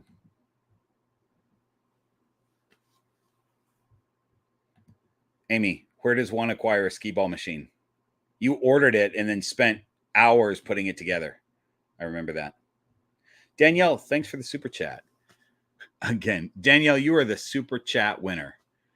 Been putting my snakes in a playpen. My newer baby went from shy to curious after giving him playpen time. Wine racks are the perfect enrichment. Yes, wine racks are great. I don't use a wine rack, but I've seen other people do it. And that's such a cool thing for them to crawl through and around. As long as it's not one that can collapse on them for people going, oh, I want to get a wine rack. Get something that's not going to like accordion in on them, Hey, buddy, you trying to sniff my hand? Oh, no, your tongue touched it. Oh, no. That's what I thought. You just give them the enrichment time, the roaming around time is, I've said this before, but a lot of it is them going, all right, I'm placed in an area that could be dangerous, and I'm learning that it's not dangerous. And every time they experience something new and they realize that they weren't attacked, it makes them more curious about the next new thing, So that's all good stuff. Good night, Clint. Thanks for being here. Appreciate you. I'm sure you answered a ton of questions. Have a great night. Okay, let's get back to these. We are almost at the 2-hour mark, and I'm not through the Patreon questions yet. But I think you guys are okay with it right now. We're still at almost 200 viewers, so I appreciate those of you who have stuck around. We're on to the next page. And then we just have a couple questions after this page. We're so close. Do you have any advice on how to cohab other pets with snakes, like cats and dogs? Yeah, make sure that your snakes don't meet the cats and dogs. That's all you have to do. Snakes do just fine as long as they're not meeting the other animals. because the other animals could potentially be very dangerous to your snake. And I know that a lot of people have dogs that they're like, my dog would never eat my snake or whatever. But I've also heard stories where people go, I can't believe it. My dog, who would never do this, all of a sudden snapped and killed my snake. And I couldn't do anything about it because he was so fast, and I don't know what set him off. So I just think it's best for your snake shouldn't meet other animals unless it's another snake of the same species and they're not a snake that eats other snakes. Like, don't let your black-headed pythons hang out together unless they're breeding. Stuff like that. Don't put your king snakes together. Faith, thanks for the super chat. I appreciate that. Thank you so much for the advice. You're amazing. Oh, that's so nice. I appreciate you. Okay. Matthew says, how can you tell if your snake has stuck shed? Dash has some scales on her head that look a little different. So I'm wondering if the shed, if it's stuck shed or not. Okay. So he's saying that it's like just maybe 3 or 4 pieces. That's probably not stuck shed. That's probably just how the light is hitting it. Hang on, Amy. I see your flashlight. Hang on one second. So Matthew was talking about Dash, who was a snake that I raised for over a year, and then realized I thought Dash was a boy, but it turns out he's a girl. So Matthew took Dash. Matthew's one of my Patreon supporters, and ended up with Dash, who's just a lovely snake, well socialized, delightful. I don't think it's stuck shed. Usually you can see it. Usually you can tell, oh, they've got a piece of shed. It's pulling up a little bit, But if it's just a couple scales, it's probably just the way the light's hitting it. And then I still can't decide on a name for Dash. Any ideas are welcome, but maybe she's just meant to be Dash. So if you guys remember, Dash was a freeway, just a regular freeway with the dashes down her back. As soon as I realized that Dash was a female, I just threw an A at the end of the name and named her Dasha.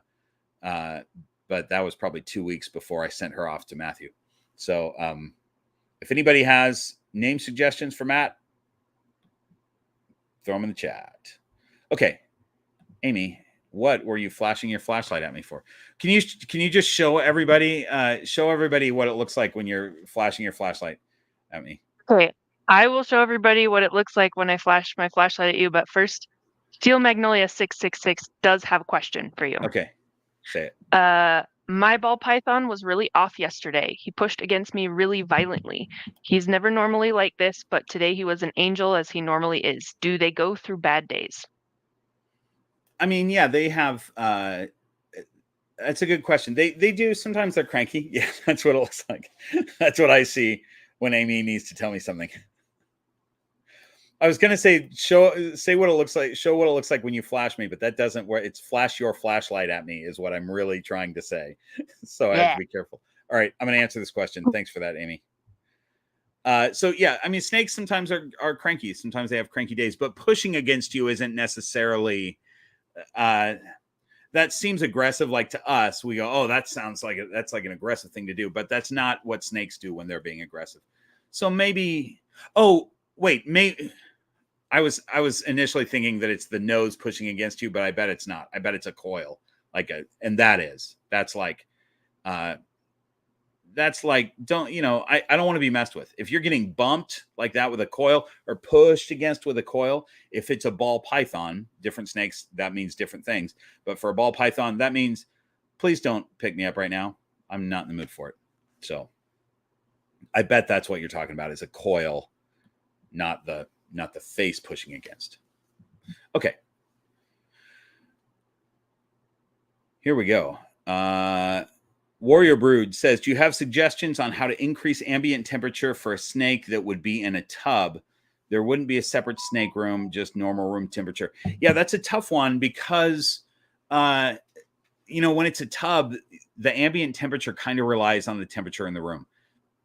You're going to have a heat mat, which will give them a hot spot, but the heat mat doesn't do anything to the ambient temperature, and you can't really do an overhead situation in a tub. So the room that they're in is usually what bumps the ambient temperature up.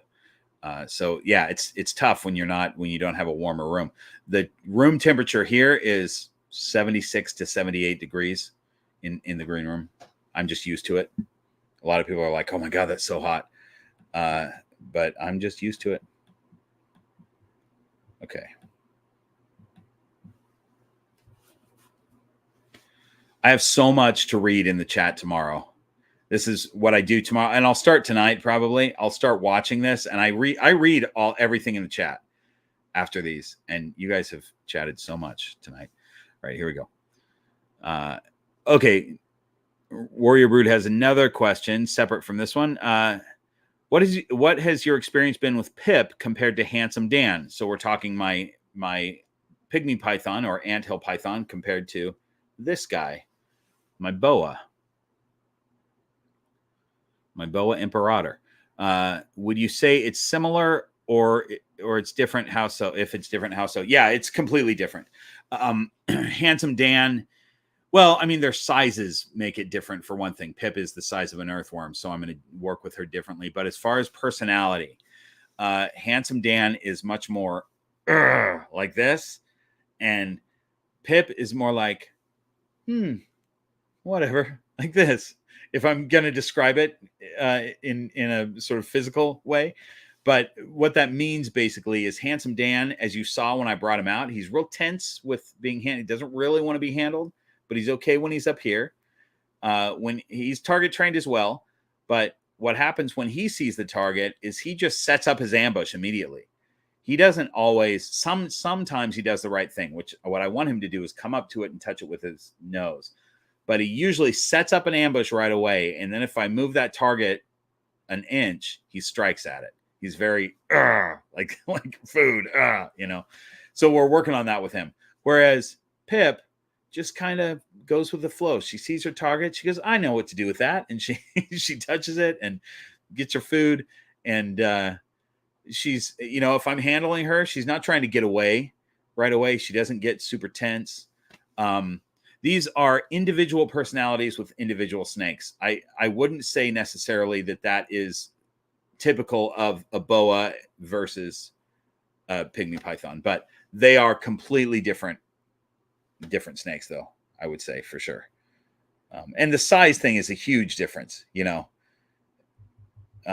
Pip is going to be probably 2 feet long at the maximum. She'll probably stay under 2 feet, whereas Handsome Dan will be he might get 5 feet. You know, he's a central, so he's kind of a more dwarf locality. I expect him to stay around 5 feet. He's small. I mean, how old is he? He's well over 2 years, I think. Hang on. I want to see, just because it's interesting that he is this size. And hang on, I'm going to tell you how old he is. Tiana, thanks for the super chat. I'm going to read it in a second. Handsome Dan.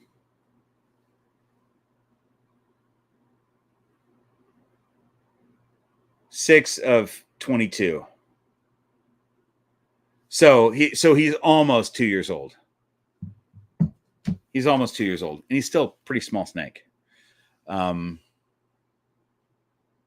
Tiana says, is it okay to put a ball python and rainbow boas cages on top of each other? Sure. Any good name? Okay, yes. So yes, for sure. You can stack them. I have different snakes stacked, you know.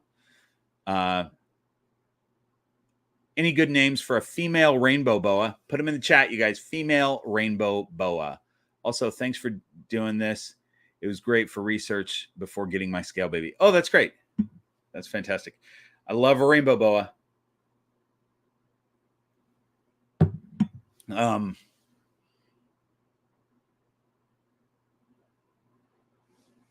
Nothing's coming to me. If something does, I'm going to say it, but you guys put it in the chat. Female rainbow boa.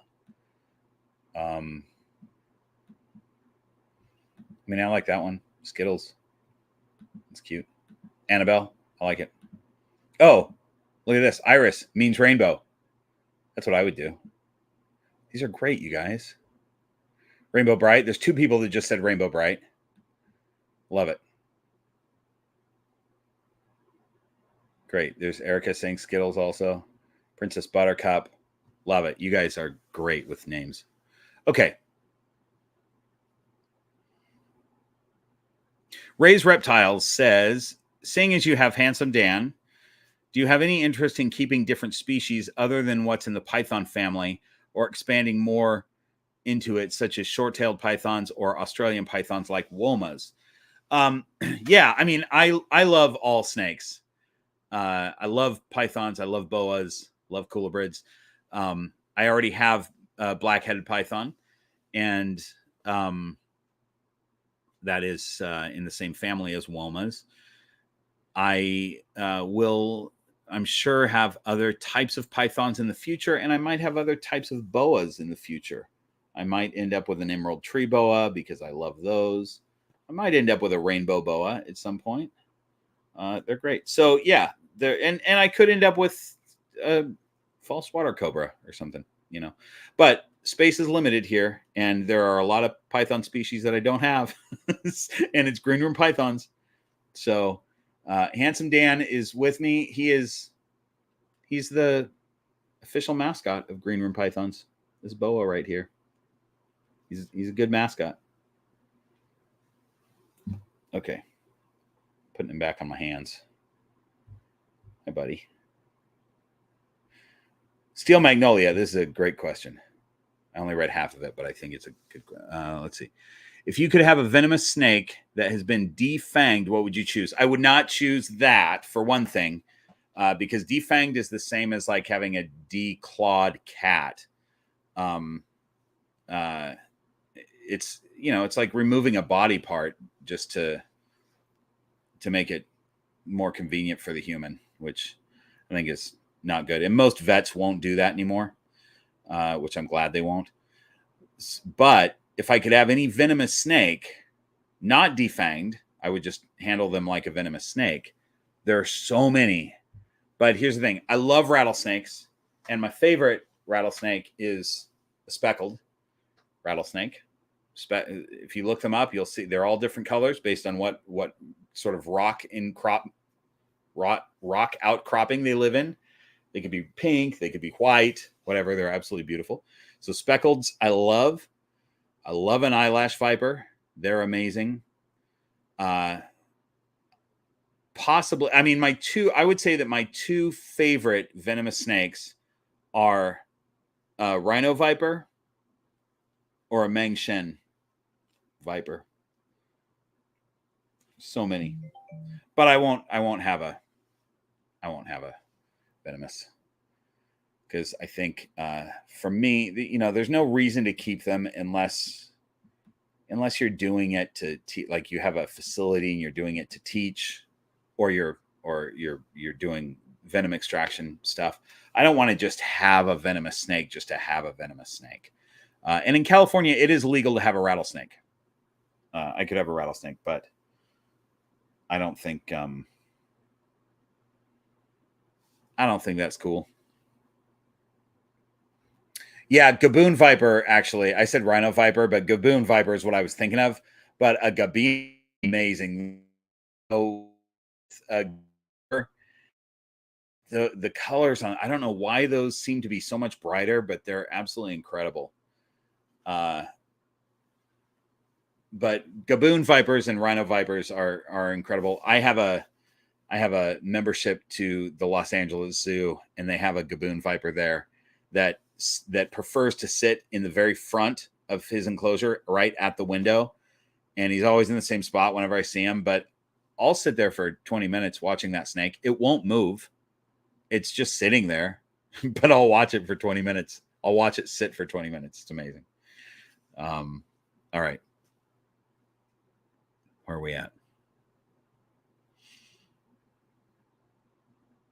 Okay, Hog Stricters says, "Are you breeding?" Oh, we already talked about this. That's the "Are you breeding bear?" question with the pieds. We got it. All right, Erica at Plain Snakes. I just saw Erica. She's in the chat. She says, "I heard that an eclipse can affect animal behavior. I didn't notice anything. Did you?" That's a great question, because I actually looked into it because I was going to make a video on it, because I heard that too, that it'll affect animal behavior. So I did a bunch of research first. And what I learned is that it's more for animals that are outside because they're noticing it get darker and such. It doesn't do much to the atmosphere. There might be a barometric pressure thing, but it's just not enough to affect animals indoor. So I decided not to plan the video, but I did watch my snakes and I didn't see any. No. Although we didn't have a full eclipse here in Southern California, but hey buddy, you're okay.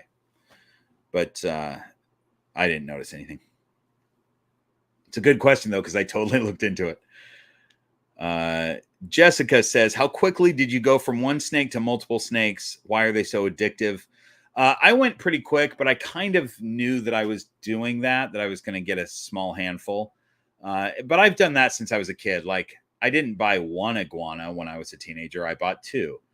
Not the smartest move in the world to buy two iguanas as a teenager, or even as an adult, probably, unless you really have the setup. You really know what you're doing. Iguanas are crazy.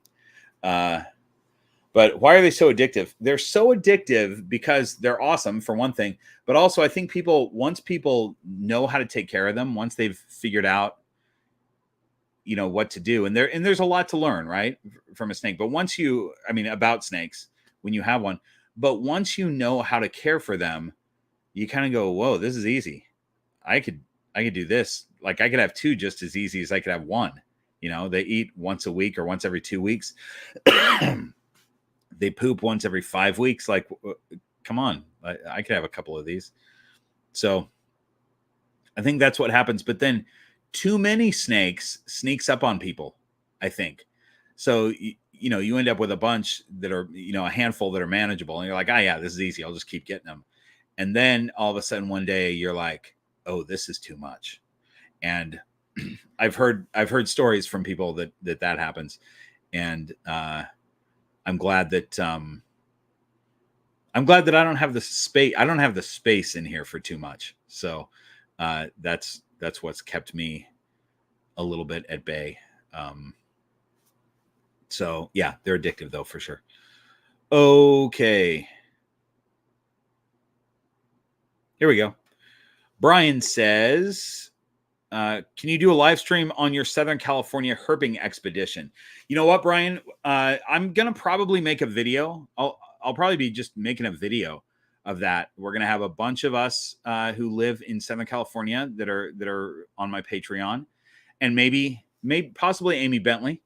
I was just going to put her on camera, but she was putting food in her mouth, so I didn't want to do that. That was nice of me, right, Amy?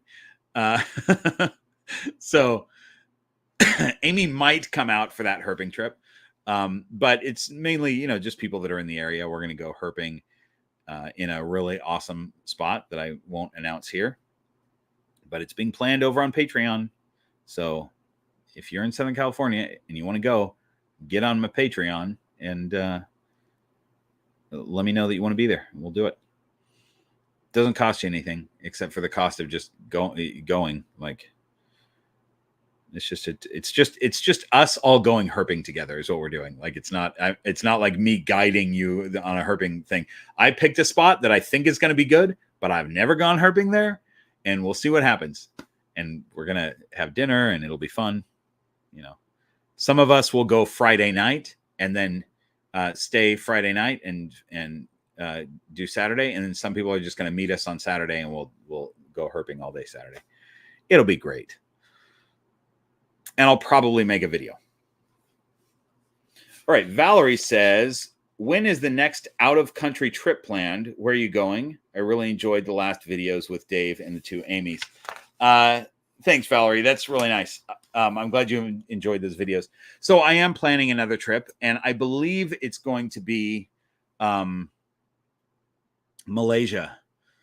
I think I'm going to go and visit Rob at Royal Balls, because he lives in Malaysia. He's from the UK, but he's been in Malaysia for many years. And I see your flashlight, Amy. Let me finish this and then I'll get to you.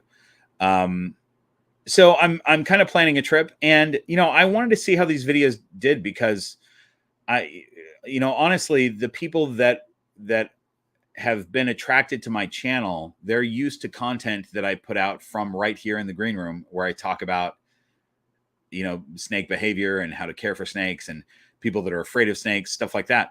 And they're not really used to a travel video from me. So I didn't know how my videos were going to do if I travel. And so we're still in the experimental mode. The ones from Suriname did pretty well. The first ones I did, one of them did well, the other ones didn't. And then these ones that I put out from this trip did pretty well. And then we'll see how the Malaysia ones do. And if the Malaysian ones do well, then I'll keep going. If they tank, then maybe I'll rethink the idea. But I would love to continue. I would love to do a couple trips a year and do these kind of videos that are more conservation based, because I feel strongly about that, But I also realize that my main audience is not a conservation audience as much, even though they might believe in conservation, but it's more of, I have a snake and I want to know how to take care of it, or I want to know, what you're doing to socialize or whatever, Okay, Amy. Hi, Amy. What's up? Hi there. Hey, you have a few people asking what tier they need to be in to be able to go on this herping trip, and I just wanted to clarify: is it available for all tiers, including the free tier, or just paid tiers? No, just paid tier. Just the paid tier. So that's something that thanks for saying that, Amy, because it's something that I actually am clarifying in the next week's video. Amy, I'm going to take you out. Thanks. Okay, bye. And I'll say this. So I'm clarifying this in next week's video, but I'll clarify it here also, because there's a lot of people on the free tier on Patreon. I need to do some more content for the free tier, but there's people on Discord and people on the free tier that think that they're in the Horde of Keepers, and they're wondering where the extra content and where the benefits are. And those are on the paid tiers of Patreon. And really, you can get almost all the benefits at just the $5 tier. You're not getting a t-shirt at that tier and stuff like that, but even the cheapest tier is you're getting, you're able to do the herping trip and you get all the extra videos and all the extra stuff, even at the cheapest tier. So if you're able to support the channel and you want to do that, it's fantastic. The community there is amazing. You get some extra benefits on Discord. So if you join the Patreon and the Horde of and the Green Room Pythons Discord, you'll get some extra channels that are hidden to everybody else. If you're part of the Horde of Keepers, you get some extra channels. And that's where a lot of cool community stuff happens. So that's that. Okay. Am I on the last page? I'm on the last page, and it's only like a quarter of a page. So here we go. We have a few questions from the Harpers. They always ask great questions. Keith and Mary. Mary asks if you saw any interesting mushrooms in the Amazon or came across any unusual traditional medicines being used. Yes, and Mary, I sent you a slew of pictures yesterday. I emailed them to you, so let me know that you got them. Those came from Amy. She took them with her phone because, as you know, my phone was destroyed in the Amazon. But I told Amy that you wanted pictures of fungi, of mushrooms. Mary is a mushroom scientist, you guys. So it was dry. They're in the dry season, so I'm guessing there was less because of that. But Amy still got some really good shots, and I emailed them to you. So let me know that you got those. And you know what? Becky talked about traditional medicines, but I don't remember.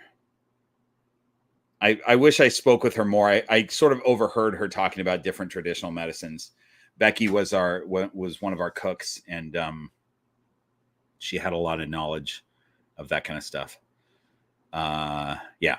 Okay. So also, I'd like to know a bit more about the camera drone. This is from Keith, probably. Camera drone you were using on the trip. That is a Hover X1. It's a drone that's relatively inexpensive, that has a cage around the propellers and it's not designed to be like a full drone where you go sky high and take it all over the place. It's a selfie drone. It's like your own little cameraman. So it uses AI technology to follow you, and it can track. I can set it to do a circle around me. I mean, you guys saw I had some ridiculous shots of like me sitting on a tractor in a logging camp and the drone going way out or coming way back in. I can't remember which one I used, but you can just set it to do some of those things. But the coolest thing is like the dolly track, where I can be walking through the forest and it's in front of me and it's just staying in front of me wherever I walk, which is really cool. I like it a lot. And when I attach a mic to my phone and I'm recording and I'm using the app, it cancels out the sound of the drone.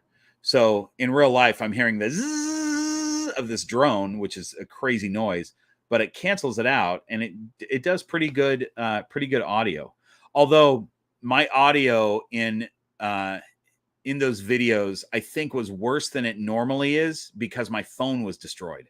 I was still using my phone. I could still use it a little bit, but I think the audio was not as good as it could have been because the phone was going dead. It ended up dying after the first couple days. So any drone shot you saw in that video was done in the first, I guess 3 days of that trip, I think. Okay. And finally, snake question. What behavioral changes should one expect when a snake reaches puberty? Our Raymond is acting like a teenager, and we were wondering if this was the reason. Yeah, again, same thing that I said for the twilight years, is that snakes, regardless of the stage of life they're in, they're going to change behaviors. And puberty, certainly, I would think could be one thing. If they're actively breeding, they definitely could change personalities. Stuff could, but sometimes they don't. I got a number of snakes, a number of males who I've raised since they were babies, and they're now breeding adult males, and they really haven't changed their personality. So some do and some don't. I just think that everyone should expect their snakes to change their behavior occasionally, just as part of going through life, but also be aware of those changes. And you also kind of have to be aware that, your snake might be doing a different behavior because there's a problem. So that's really, that's a tough, it's like a fine line to walk, that you don't just attribute everything to, oh, my snake's just going through some little change and it's no big deal. I think you should always, have in the back of your mind, okay, let's see if there's a problem here, or if he's just, doing whatever he wants to do. Handsome Dan wants to crawl up on my hat. Okay, 2 more questions.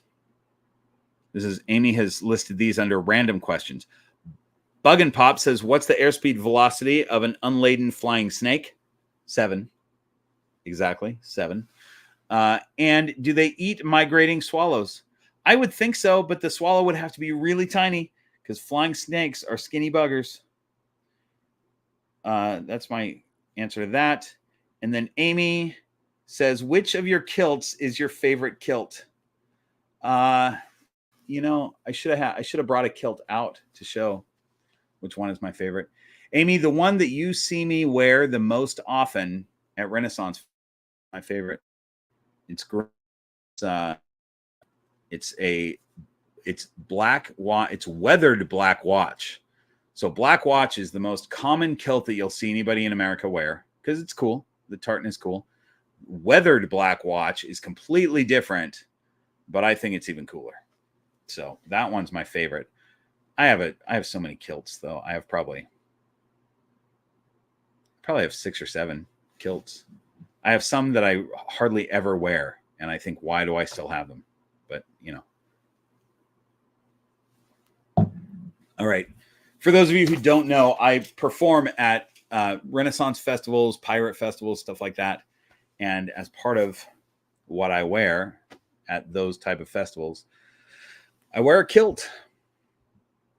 So that's that. You guys, we've just finished the Patreon questions at an hour and a half in. I think we did it. We didn't do it, Amy. Hang on. Amy, we didn't do it. It's 2.5 hours.